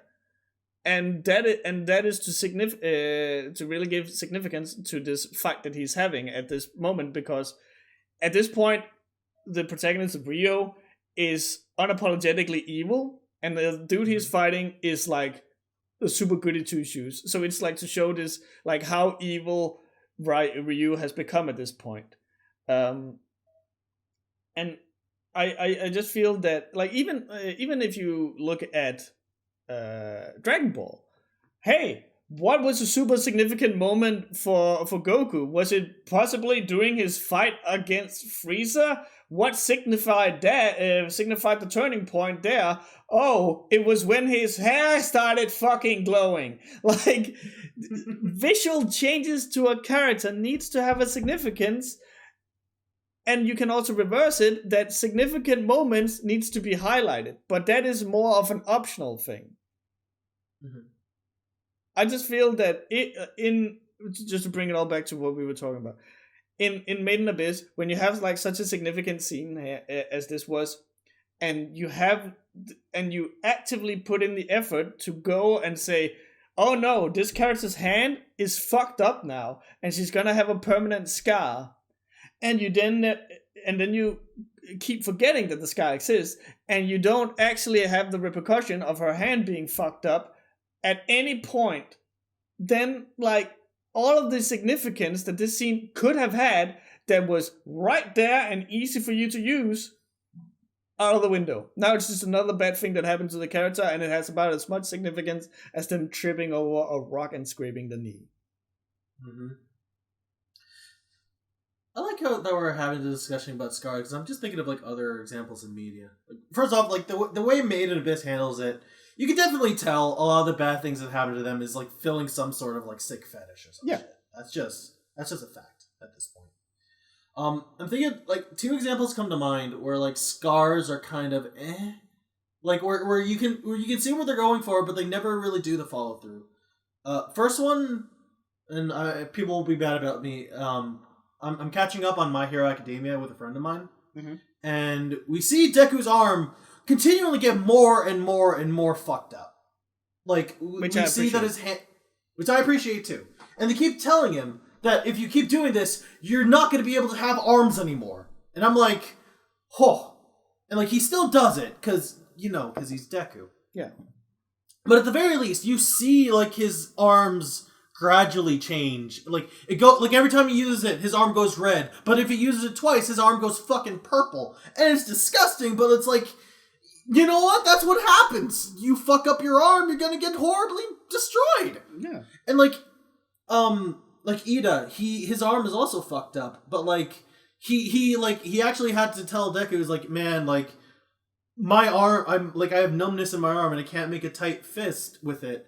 Like they say I need to get like, what was it, like neuron transplants or some shit? Like nerve transplants. It was nerve transplants. He needed nerve surgery. To like, first off, I don't even think that's a thing. Like you can't just like take nerves and just reapply them. That's like some superhuman bullshit.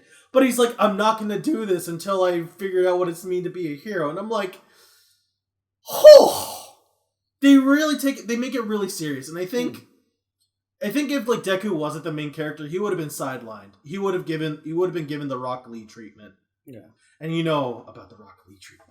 I know all too well about the Rock Lee treatment. Yeah.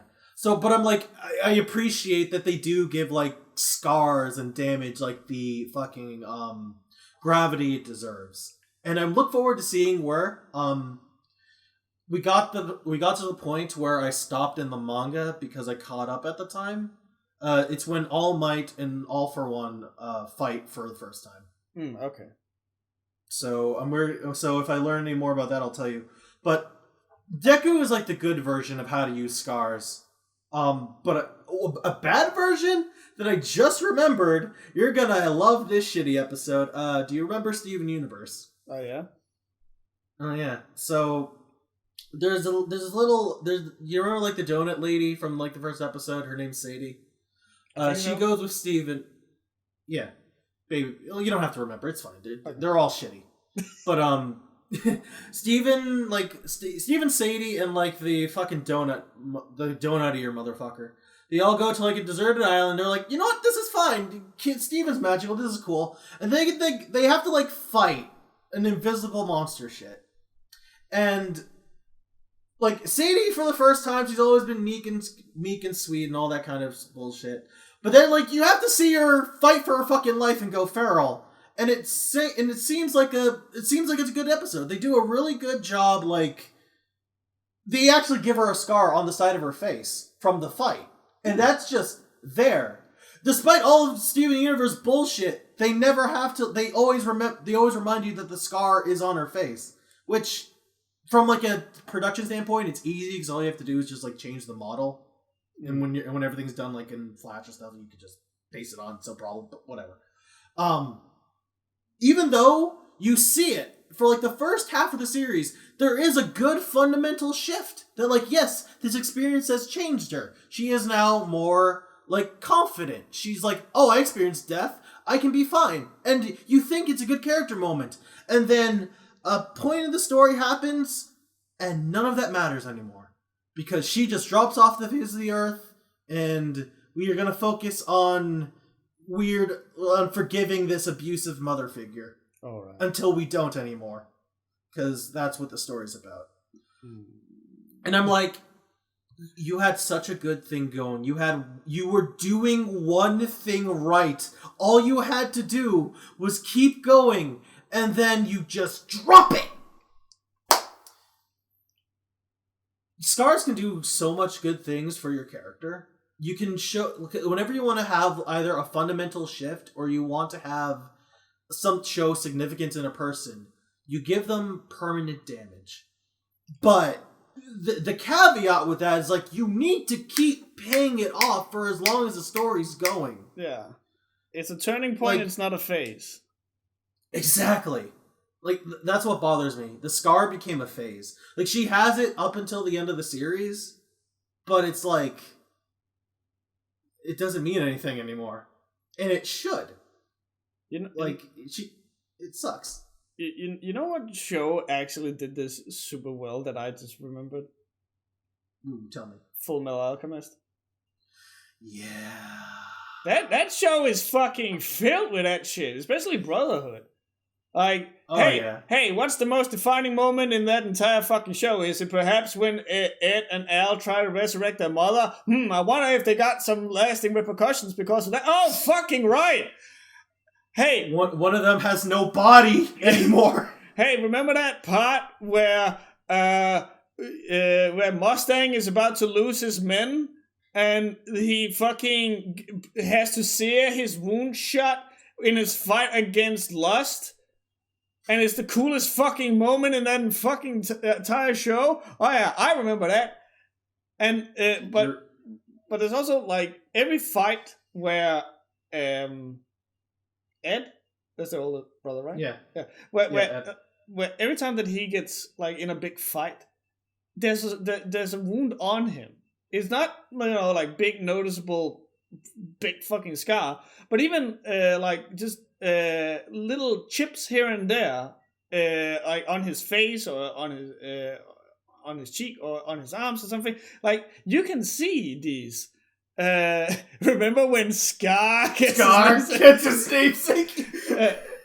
Perfect. And Al's armor has small little chips in it as well as, like, signs of damage. So when you get to the final episode and the stuff that happens there happens, you're like, oh yeah, I can fucking see that these guys have been on an adventure and they have grown not just stronger but wiser throughout of it. And the ending that happens would not have been, they would not have come to those conclusions or those mindsets or even had the balls to do them if not for the experiences that they've been through, which are visibly shown by how the states of their bodies and quote-unquote bodies are at that point. It's done fantastically. That is... It also makes it feel that much more rewarding when the thing happens that does happen. Because you've seen the shit they've gone through, and you, like, and I don't mean like you'd seen in past tense, like, you actually see all the accumulated damage appear on them. And it's like, bro, I just want to see these kids happy. What the fuck? Like, I think they're still, like, 15 and 16. Like, these kids are kids. Yeah. Ed's a fucking kid. These are child soldiers. Yeah. And it's nuts. But it happens, and they got through some shit, and you gotta just, like, when you see what they look like at the beginning and what they look like at the end, but you see that, like, process going through, it makes it feel all that more earned. It makes you feel for them, and it's great. Bro, they even fucking make Ed older. Have you noticed that? When you first see him, he's like a fucking little kid, and then at the end, he's like a full-on teenager. It's, like, amazing. I fucking love that show so much. I don't talk about it a lot, but it's fucking up there. So, before Netflix removed Full Metal Alchemist, I saw Brotherhood really early on in my weeb career, but I never saw the original. So I saw all of the original before December. And they do some weird shit in that show. Yeah. But, like, I do think, like, when you stuck with the manga and you did the thing, everything feels good. Because, like, it definitely comes together and like thematically it all just clicks. Like whole. I also Al brings it up that he wishes that Mustang kept being blind at the end of the show, but that I feel like that almost perfectly highlights what we're talking about. That wasn't a defining moment for his character. That was just something that happened to him. Yeah. So when it stops, like once that problem is dealt with, quote unquote, then him losing his blindness is like, yeah, it didn't have any significance to him because like it had nothing to do with his personal journey. It was just something that fucking happened to him. Shitty as it was. Definitely. Like, I think that's the thing. When you have like something permanent happening, like blindness or shit, like it is a very conscious and important decision whether you're making that permanent or not. Because like as shitty as it sounds, you do have to take into account the use of the character at the end of the story and what that means for them if they sustained this. Like, hold on, WCR lore confirmed Riser and Cloud. I think FF15 is a masterpiece because when Science Man goes blind, he stays blind, and Himbo gets a scar. Oh no. Oh no! I was just about to say why I don't think like just because I don't think they have to sustain every injury because it's just that every injury sustained has to be for a reason. Yeah, like that was the point I was making up before. What? Yeah. Like if he stayed blind and just stayed blind, but like for like a know nothing thing, that's essentially the same as a character death. Like you can't really do anything with Mustang after that. Not unless you introduce like hockey, I can see while still being blind. Then what's the point? Well, that was kind of like where they went with Hawkeye, where he's like, "Okay, Lieutenant, you have to be my eyes," and her name is Hawkeye. So it's like, okay, they work better together, and it's cute. But it's cute. But like, if you had to do that the entire time, that would be a thing. Yeah.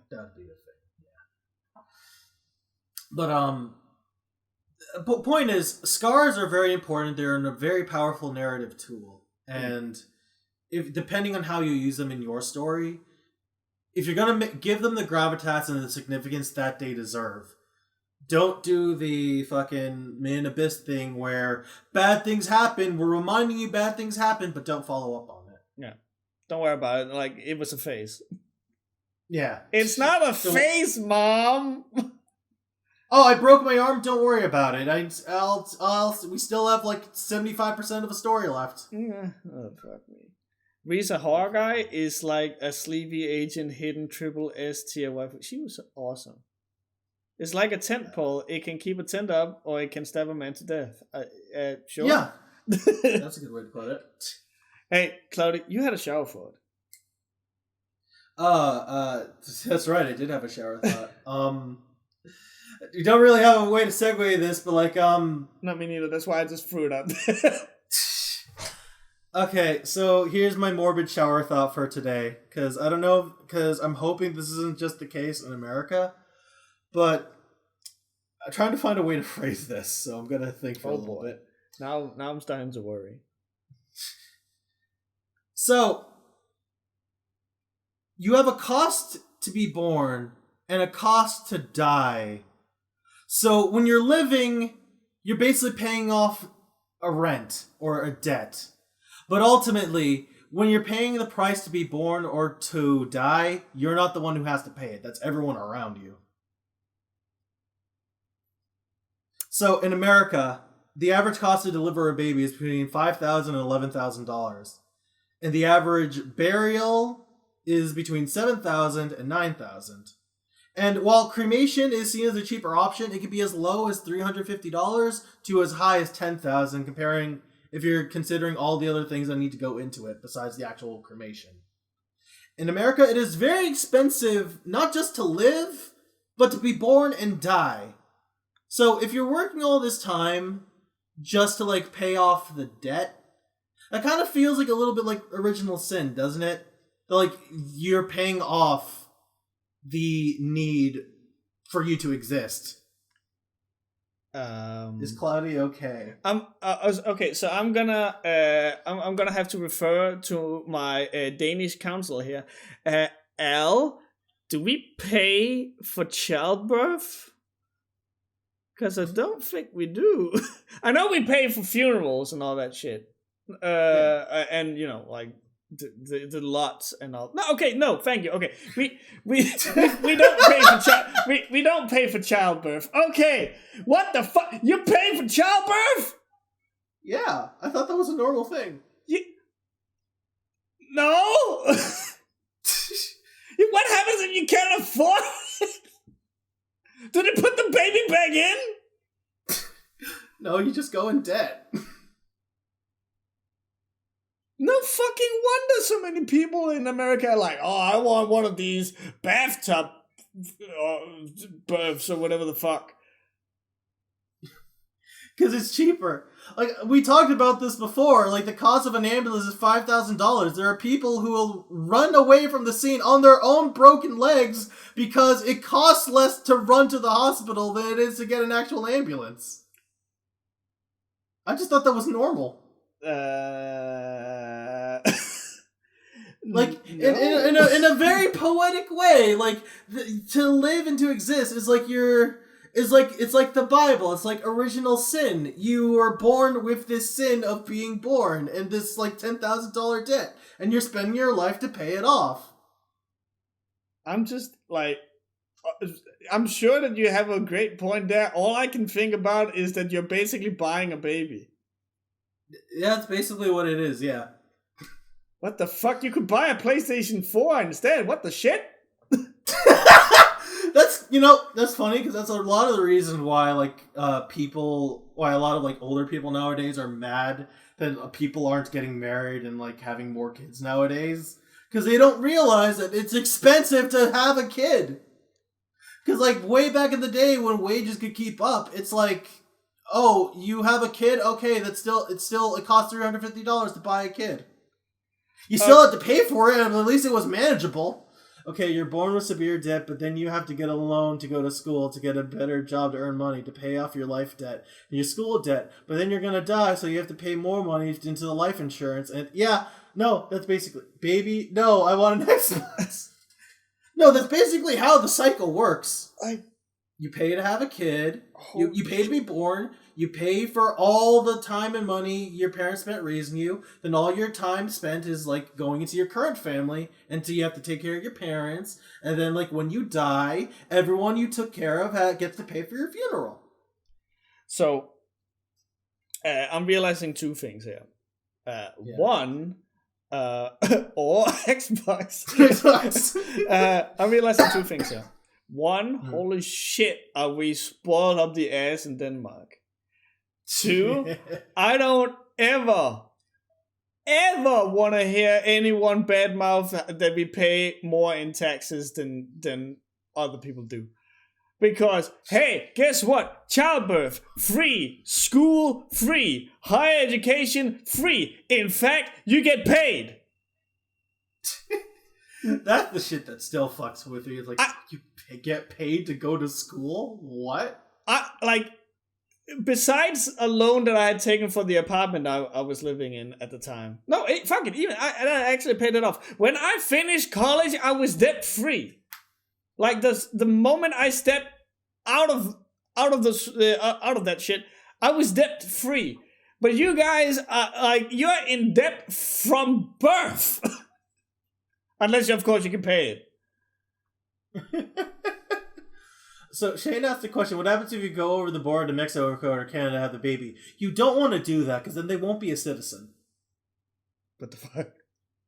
So the reason why that like Mexicans have the stereotype of like being border jumpers and shit is because they want their kids to be born on US soil so they can have a better life than they have.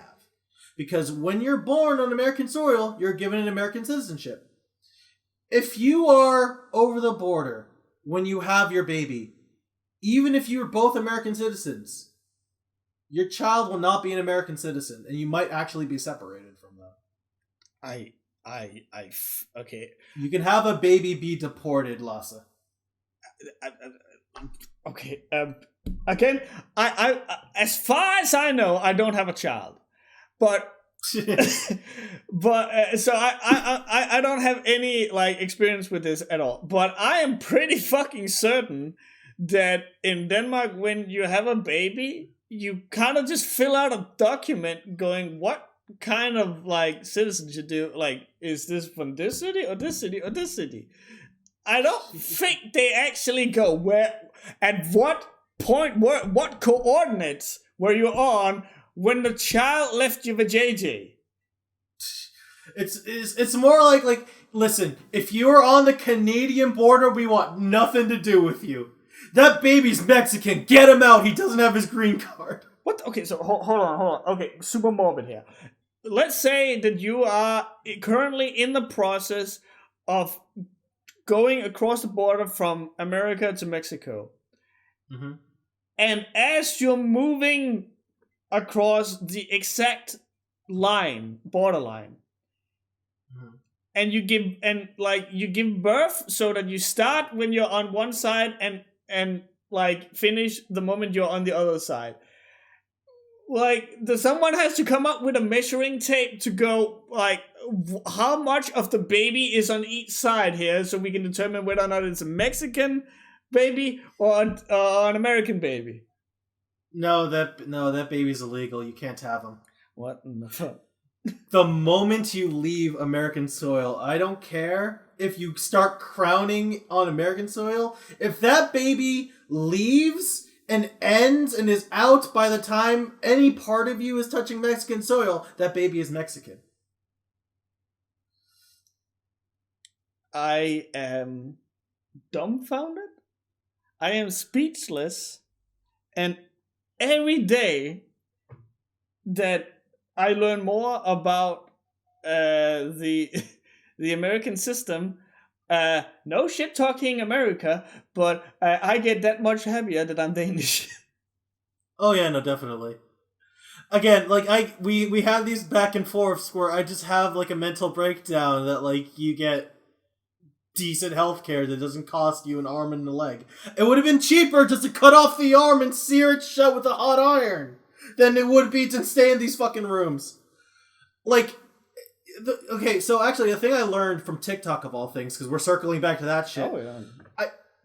It is an evolutionary advantage to be a Karen, because something you can do to like bring down the cost of like your hospital bill is to demand to see every single expenditure itemized, because they will blatantly hide shit from you. They will say, okay, this hospital bill is $5,000. Okay, show me every little thing.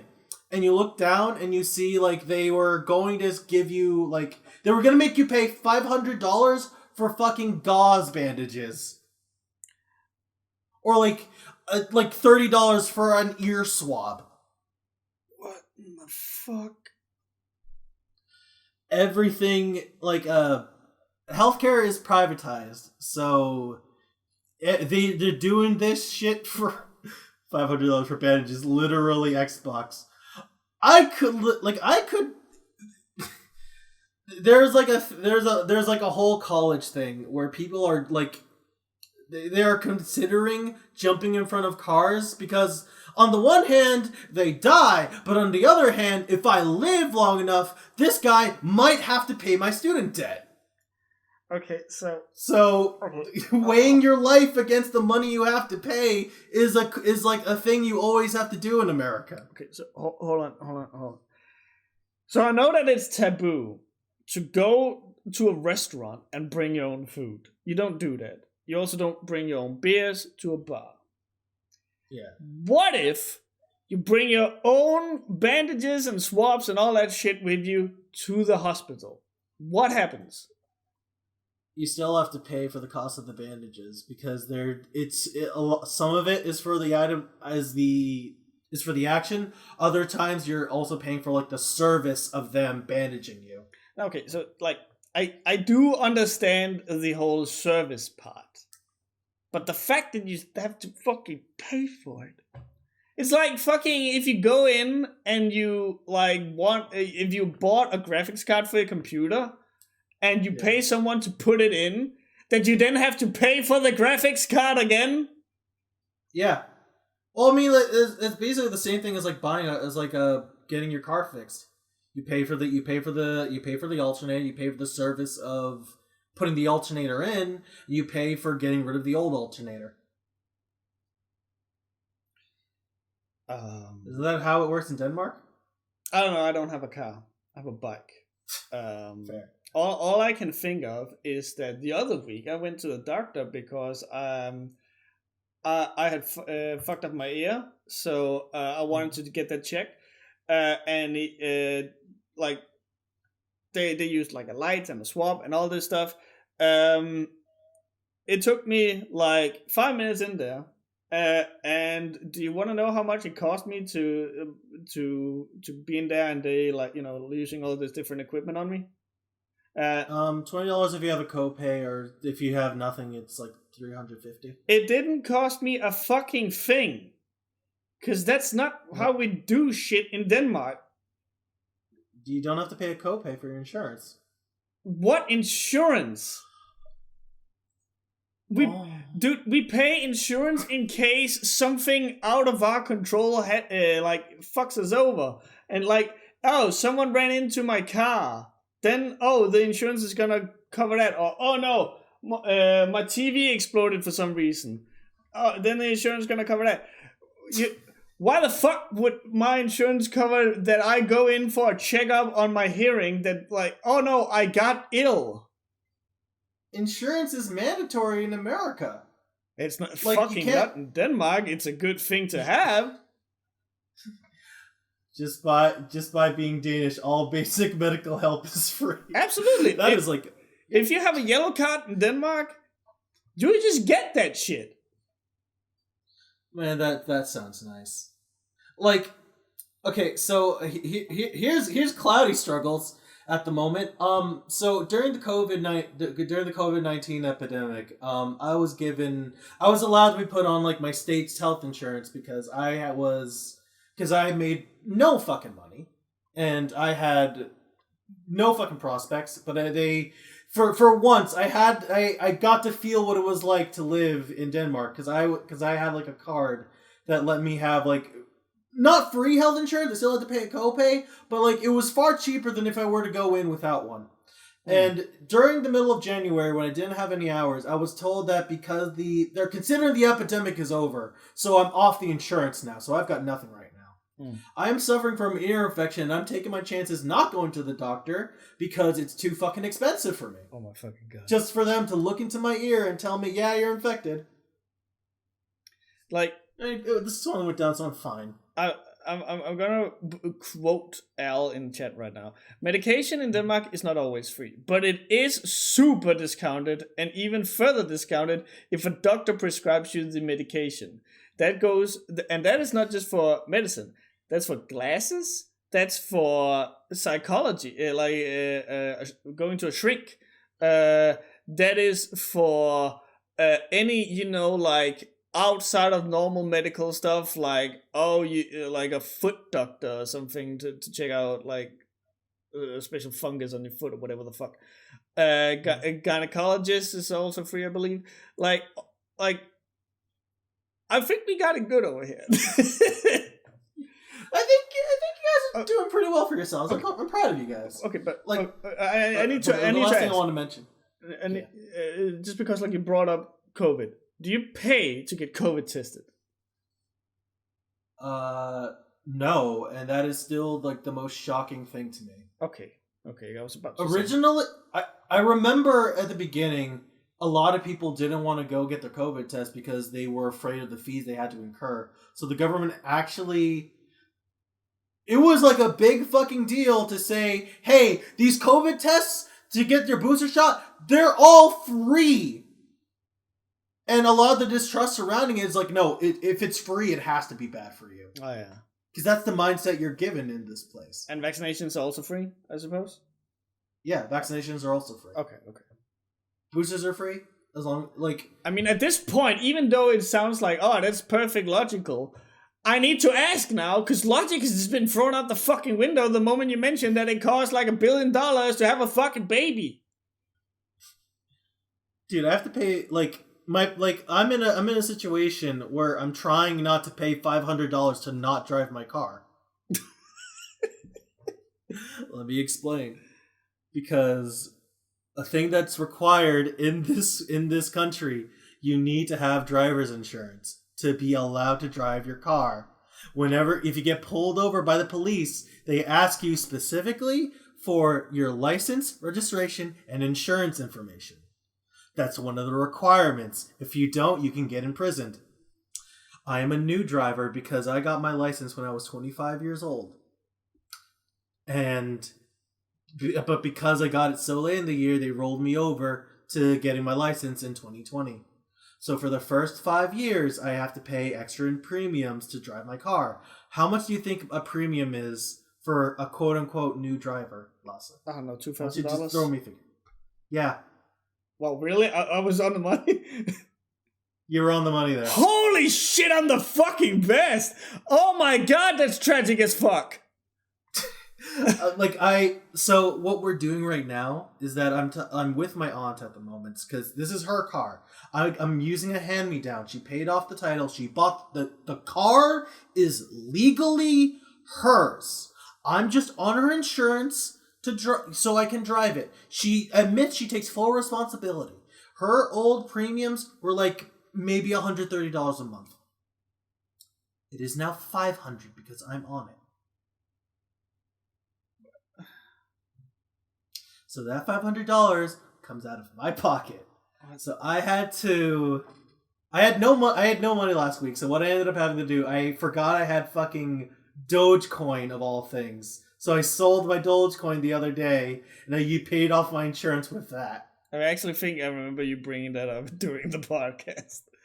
Yeah, because I was selling it during the stream because I'm like, I better get rid of this, and that wasn't enough to cover it. It was enough to cover like a fourth of it. The rest of it came out of my savings, so I'm at like $40 in my pocket right now. And that's just America. We just live like that. So I don't have a car, and I actually could easily afford one, but there's a whole bunch of stuff about cars and like the ownership of having it, stuff like insurance and stuff and like checkups and stuff. So I can't be an authority when talking about it because I don't know all of those expenses. But I do not think that it is that fucking expensive just to be on a thing that says that you're allowed to drive it. Like in Denmark, I know, like when I first got my license, I was driving my parents, like both my dad's and my mom's car, like everywhere we went, and that is just a normal fucking thing that you do in Denmark. If you get pulled over by the cops and they ask, "Hey, is this your car?" No, it's my mom's. That's it. No, there's nothing, like, I don't have to show proof of insurance or anything. I just have to show my driver's license, say, hey, this is my mom's car, and then they will, run the plate or something, and my mom's name is going to come up. I don't have to be on a piece of document that says that I'm allowed to drive this car. That's fucking insane. Actually, I'm going to let you in on a little secret, because when you were talking about it, I just remembered. My dad gave me, like, the fuckest revelation. It is the fuckest revelation because I can't think of a better word for it. Fuckest. Fuck it. A lot of the reasons why the police are looked bad at right now. I mean, aside from like all the corruption and shit, and I talked about this when like the riots were going on. But something that like insurance companies do.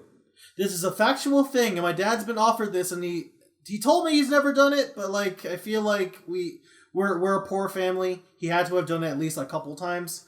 But cops are hired by insurance companies to purposely pull people over, specifically to raise their premiums. Not like hitmen. They do it indiscriminately, or to the discretion of the police officer. But it is just a factual thing that to increase someone's copay, a way for like insurance people to get more money, is that cops will pull someone over. They don't even have to give them a ticket. They just have to say, "Oh, we need your insurance information. We need to tell you we pulled you over for your lights off, or you were going like 5 miles over the speed limit," and then their insurance premiums go way up. That's just a fucking thing. Okay, so like in movies and stuff like that, I always hear about like, oh, you just gotta fill a quota. Is that what they're referring to? Yeah, that is the quota they refer to. I am fucking dumbfounded. I am legit dumbfounded. I always thought that it was like the gullible part of me always figured like, oh, James, you need to fill out your quota. I always thought like that, like when the police chief was saying that to the beat cop or something in movies like this. I always thought that it was because like, oh, we need to show upper management or something that you are actually working. But no, the fact that it's like they are monetarily incentivized to do so, that is fucking... Jesus Christ, I am getting more and more like, how do you fucking live? It sounds like it's just a constant worry about money and fear for your life and getting fucked over. Well, you lose the fear for your life after a while, and usually the fear of money takes over. But right now, I'm not living on my own. I'm living, I have this own apartment, but this whole house complex belongs to my dad, because he bought this place when, like, the housing market was just about to crash. So this place is his. It is a shitty house. There are, like, raccoons and possums just, like, fucking in the walls. But, like, you know what? I am happy to live here because at least it's a roof over my goddamn head and I'm not paying rent. I'm only helping my dad pay for, like, electricity and shit that I use. And that's, like, and he's reasonable. I just help pay those bills and that's it. Then that is, like, the best deal I can fucking offer. Whenever people talk about, like, Americans, like, oh, why are they all still living with their parents? Shit is expensive. Yeah. Like, I can talk about, like, how it's impossible to buy a house right now. Like, the cost of buying a house is like buying a castle 20 years ago. The cost of renting an apartment is the cost of buying a house. The cost of, like, renting an apartment, like, 20 years ago is the same thing as, like, just living at your parents' property. It's a lot. But but we're here, so we gotta do it. It's a shitty lot, but you know what? We could be communists. Oh, fuck that. Move to Denmark. Fucking. It is a lot, but, like, a lot, like, we can have a whole podcast describing, like, the horrors it is to be American. Cause, like, I think I will have to bring a bottle of gin for me to get through that, because I am excessively distressed right now from hearing about that. My cute shower thought was like, oh, you know, living's kind of like the Bible, original sin. And now I'm just explaining this and everyone's just having like, what the fuck, Cloudy? You're living in constant fear of the government, constant fear of money, and your beer tastes like ass. It does. Holy shit, you're lucky that your women are hot. God, fuck. What else would you have going for you if not that?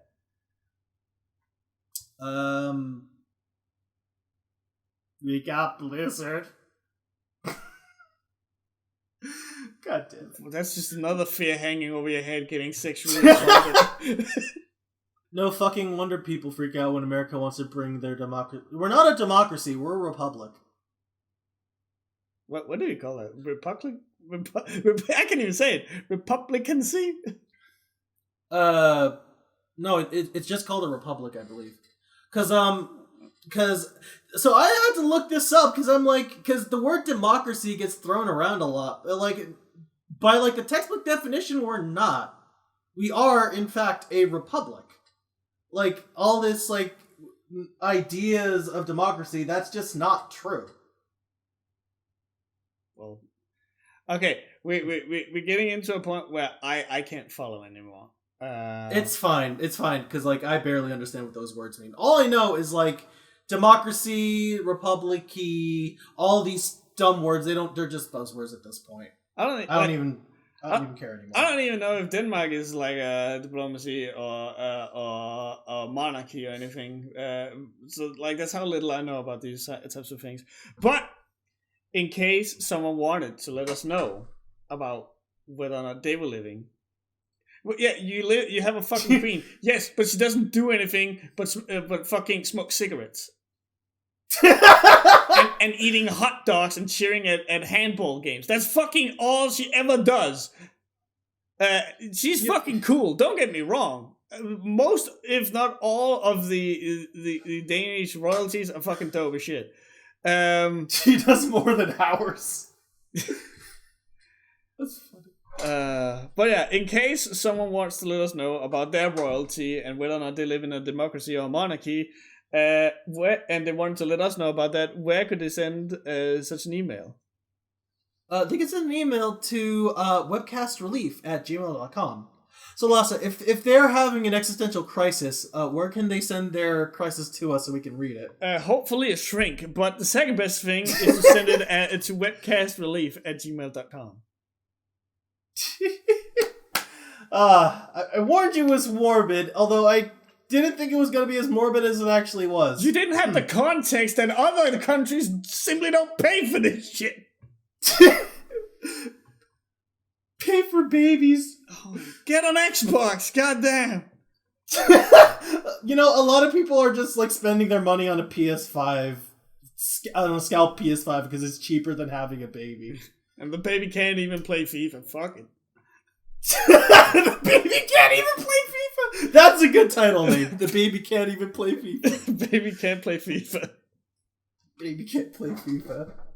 I'm gonna love for them to for the viewers to listen to this and where are we gonna get to the reason? Where are we gonna get to the title name? It makes no sense, and then they get to this shit.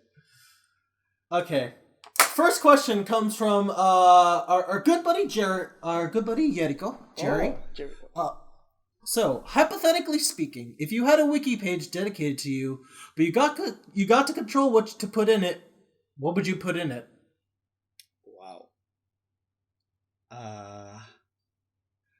So you know that okay, this is gonna be wild. So have you read Death Note? I've read Death Note. Okay, yes. so you know that point where Light is taking the piss out of L by having the first letter of each bracket spell out "I am Kira" or something like that. Mm-hmm. I want that on my wiki page where the first letter just spells out "fuck you, Lamau" or some shit like that. I don't know what else I would put in there. I don't think that there's anything really interesting to write about me. I think there was a point in time you thought I was the one behind your TV tropes page. Yeah. And I wasn't, but I'm flattered you thought I was. I don't know.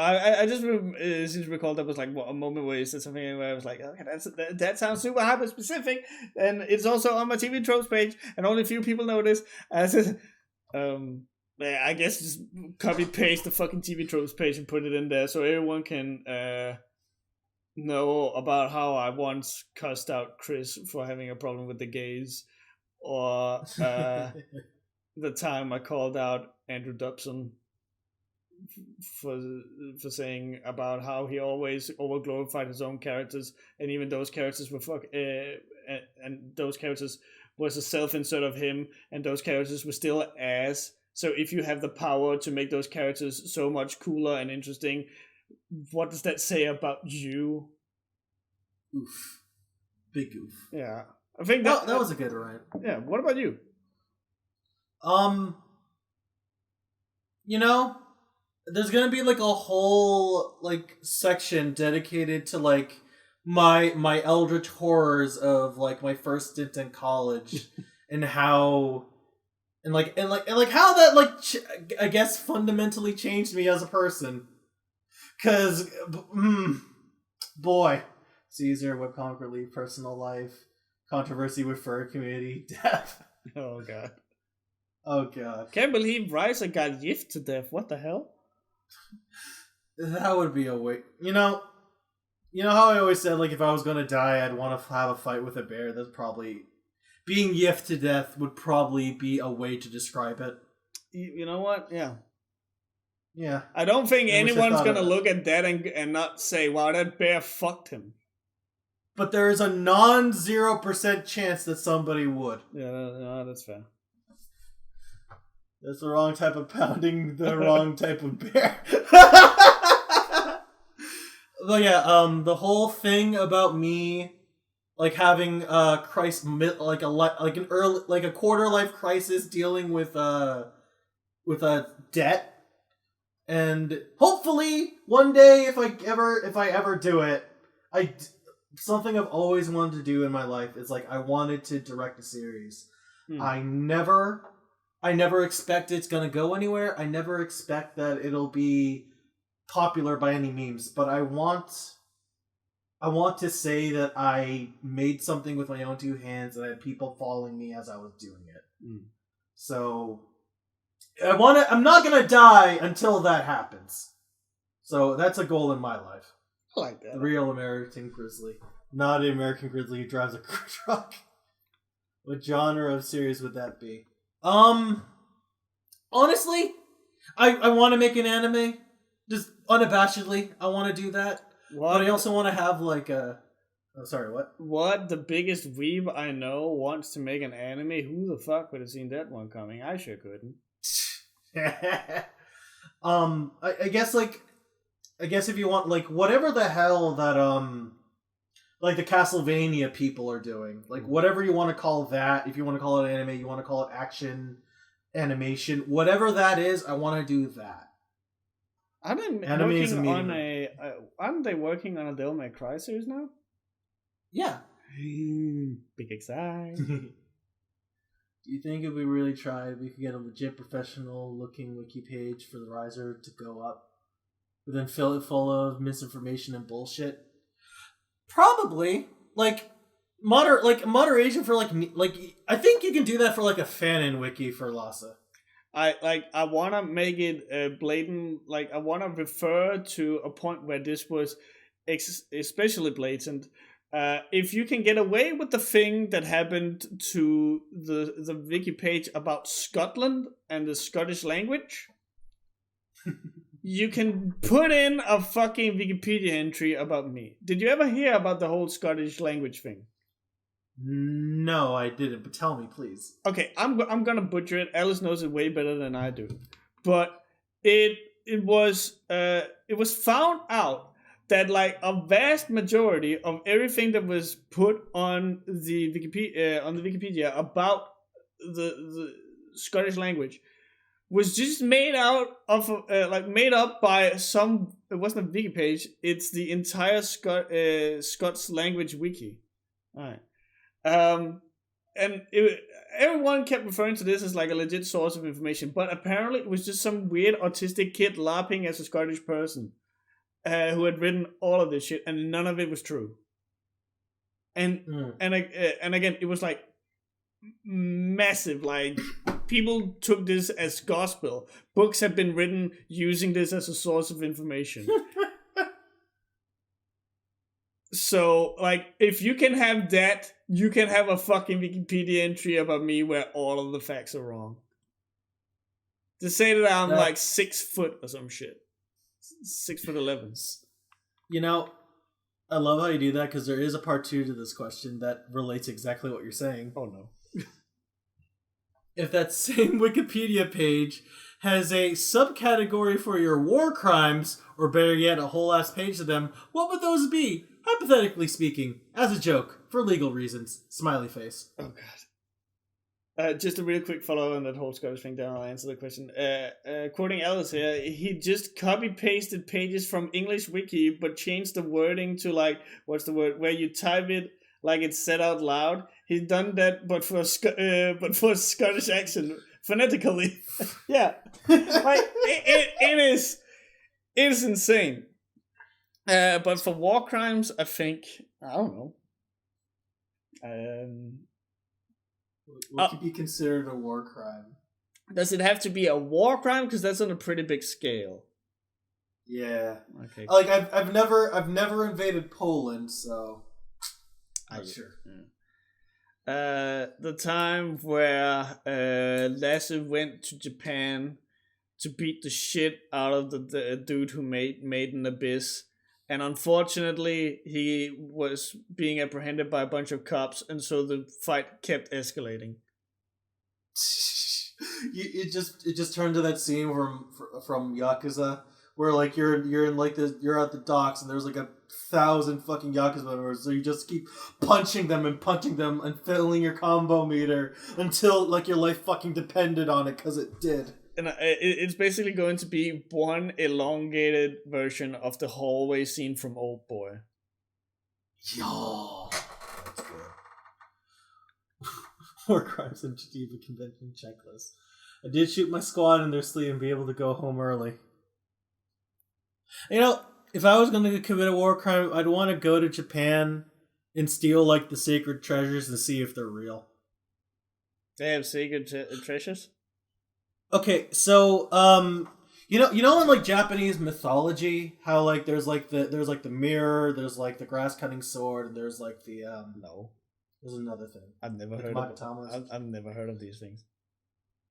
Like they show up a lot in like anime and like Japanese culture. It was like some beads or magatama or some shit, a mirror and like a sword, and they're all supposedly like given by the gods. And whenever like a new prime minister is brought in, like they have a right. They look into like there's a ceremony around it. Like they're covered in a veil, but all these objects are supposedly real, and only the emperor, or only like the prime minister gets to see them. So I want to be like, if I'm gonna invade Japan and commit a crime, I'm gonna do that. I'm gonna see if these fuckers are real. Oh fuck! They're probably not.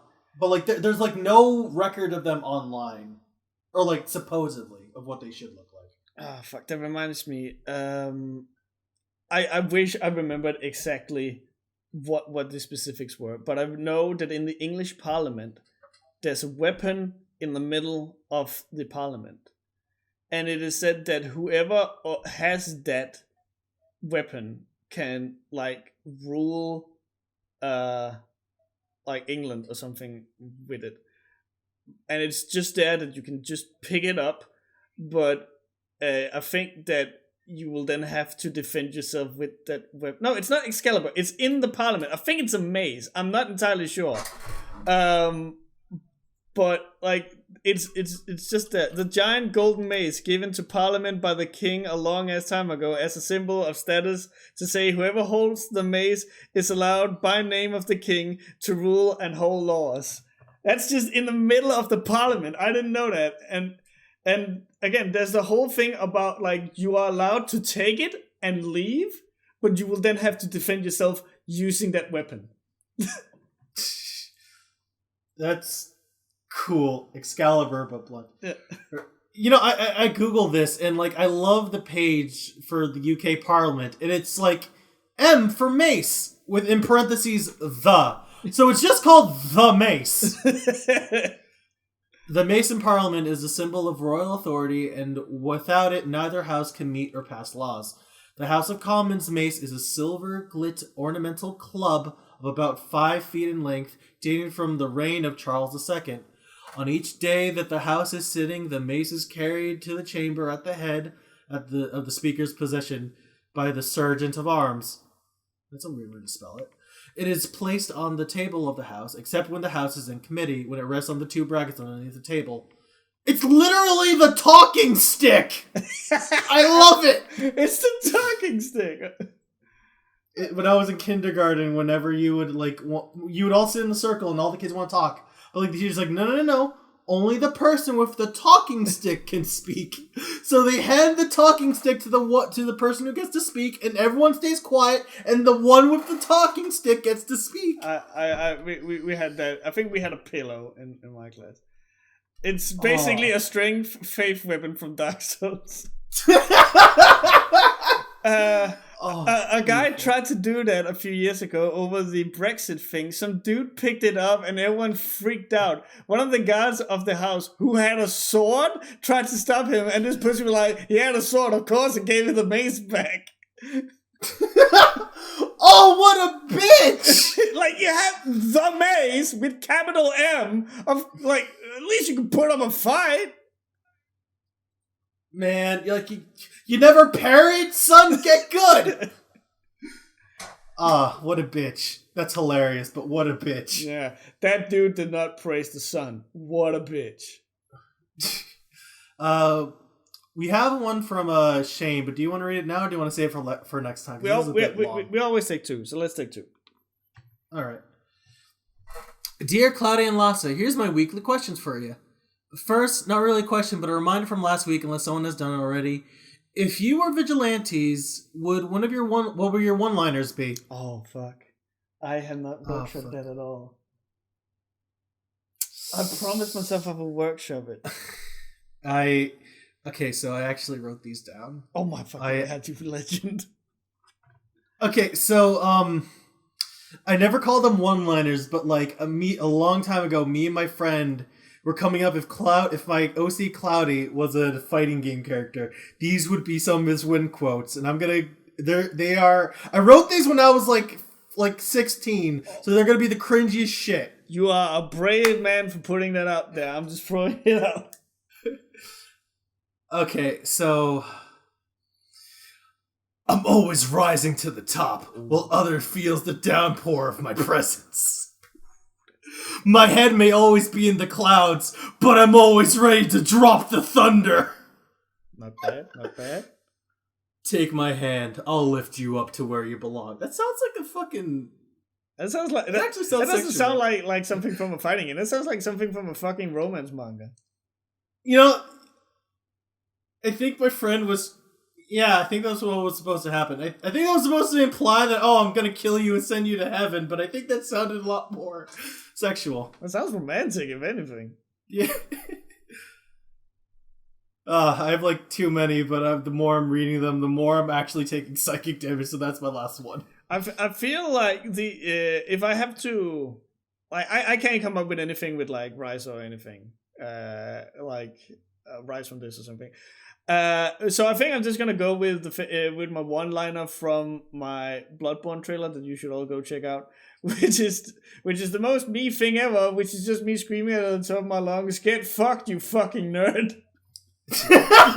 You know, that's a good one. And they just take out your gun and start blasting. Oh, okay, wait, no, I have two. Okay, these are the best ones in here. First one. What a shame. You were talking up a good storm, yet I rained on your parade. Ooh. And the last one. The forecast calls for cloudy days. I can appreciate these. I'll send you the file later, and you could just laugh at how bad they are. But yeah, one-liners. I hope you're happy with that, guys. Bro, like, did you ever hear some of the... did you ever hear anything from Killer Instinct? You know, I'd never hear them over, like, the announcer, but, like... That's fair. Tell me some off the top of your head. I just remember because the trailer for Tusk had some of the best ones ever. His win quote... So he's immortal. And his win quote is "Death comes to all except for me," which is really good. That's cocky. But there is this point in his trailer that always fucking just gets me, where he just fucking screams out, "Evil beware, for I am the watchman of the gods!" And it's just like, okay, penis is Maximus Erectus. What is it he says about there's the dinosaur that can breathe fire, where he goes, "Are you dreaming of becoming a dragon, little one?" And and then there's one where I don't recall who he's fighting, but it's like someone who is fast, and like, "You're fast until I catch you." He's way too cool. So yeah, but just the evil beware, find the watchman of the gods. It's just fucking sex. Just sex.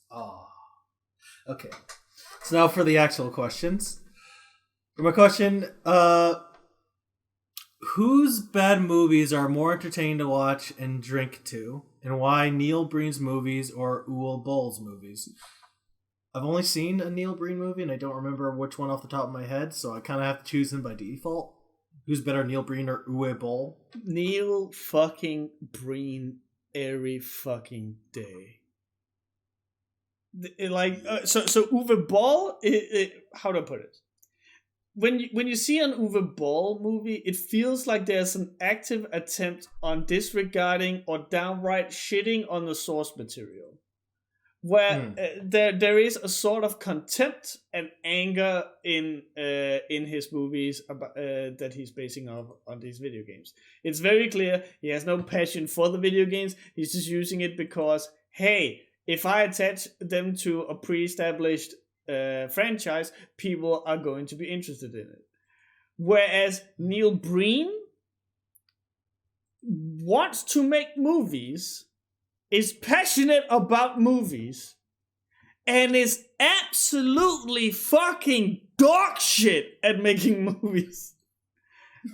and you cannot hate Neil Breen. It is physically impossible. He is just a fucking idiot with a camera.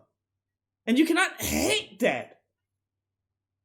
You can, appreciate someone who's, maxed out their charisma and will, even if they're doing the worst shit possible, even if they know they're bad and they still keep trying, there's a manliness to it. I don't know. It's like fighting in the face of certain doom, but you go in swinging anyway. Yeah, that's appreciative. So yeah, Neil Breen wins. Neil Breen, all day, every day. Fucking god. My other question is, if Chris Chan didn't rape their mom and was not in jail, who do you think she would jump on board? If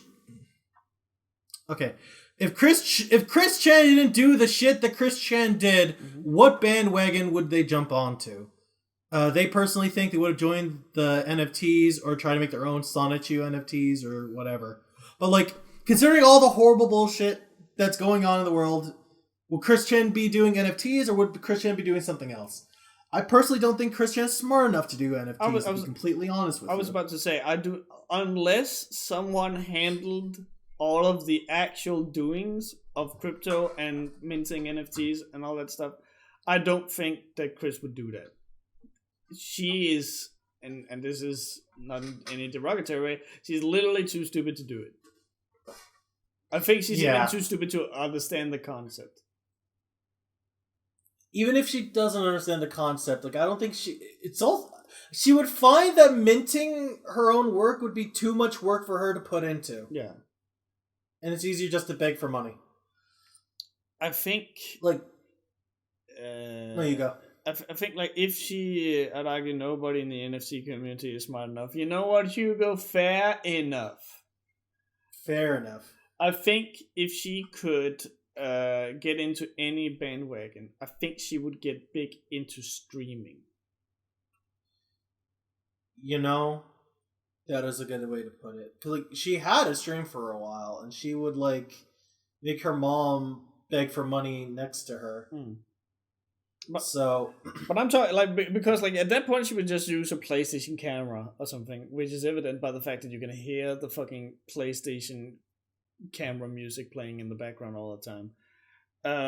But I'm talking video game let's plays or something like that. Oh yeah. If she can make money of sitting on her ass and playing video games, she would absolutely do that. That's honestly the biggest grift she could do. Just be a streamer. Yeah.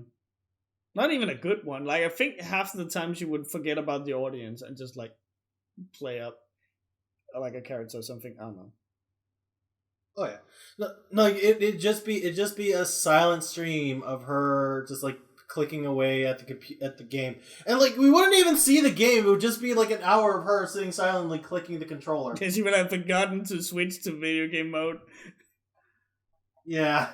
You will have an entire fucking stream that's just the stream is starting screen, and then you can hear the video game playing in the background.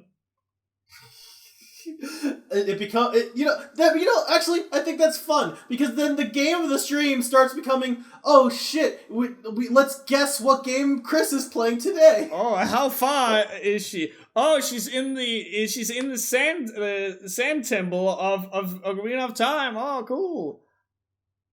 Imagine, the more we're talking about it, the more it actually sounds like a weirdly wholesome concept where like someone's just so inept they forgot to play a video game mode. So their streams are always just the audience playing guessing games, trying to figure out what the hell's going on by just audio cues alone from like the really shitty microphone. And then just seeing the reaction full display. Like imagine Chris like, oh damn it, when they fucking lose to a boss. I don't think my pride could handle it, because she would no doubt get way more subs and followers than me. And for me who's trying to, every time that I do like a let's play something, I always try to make it like as a cinematic experience as possible. So like me putting all this work into it, and then like she would get more followers and subs for just like showing nothing. Like I think I would just commit public Sudoku at that point. No. More people want to see a train wreck than a nice portrait. That is not wrong. That is not wrong. I think that's everything for today. God damn, we've been all around the globe in terms of topics and feelings, and this has sure been a podcast. Goodbye, everybody! Bye! Daydreaming.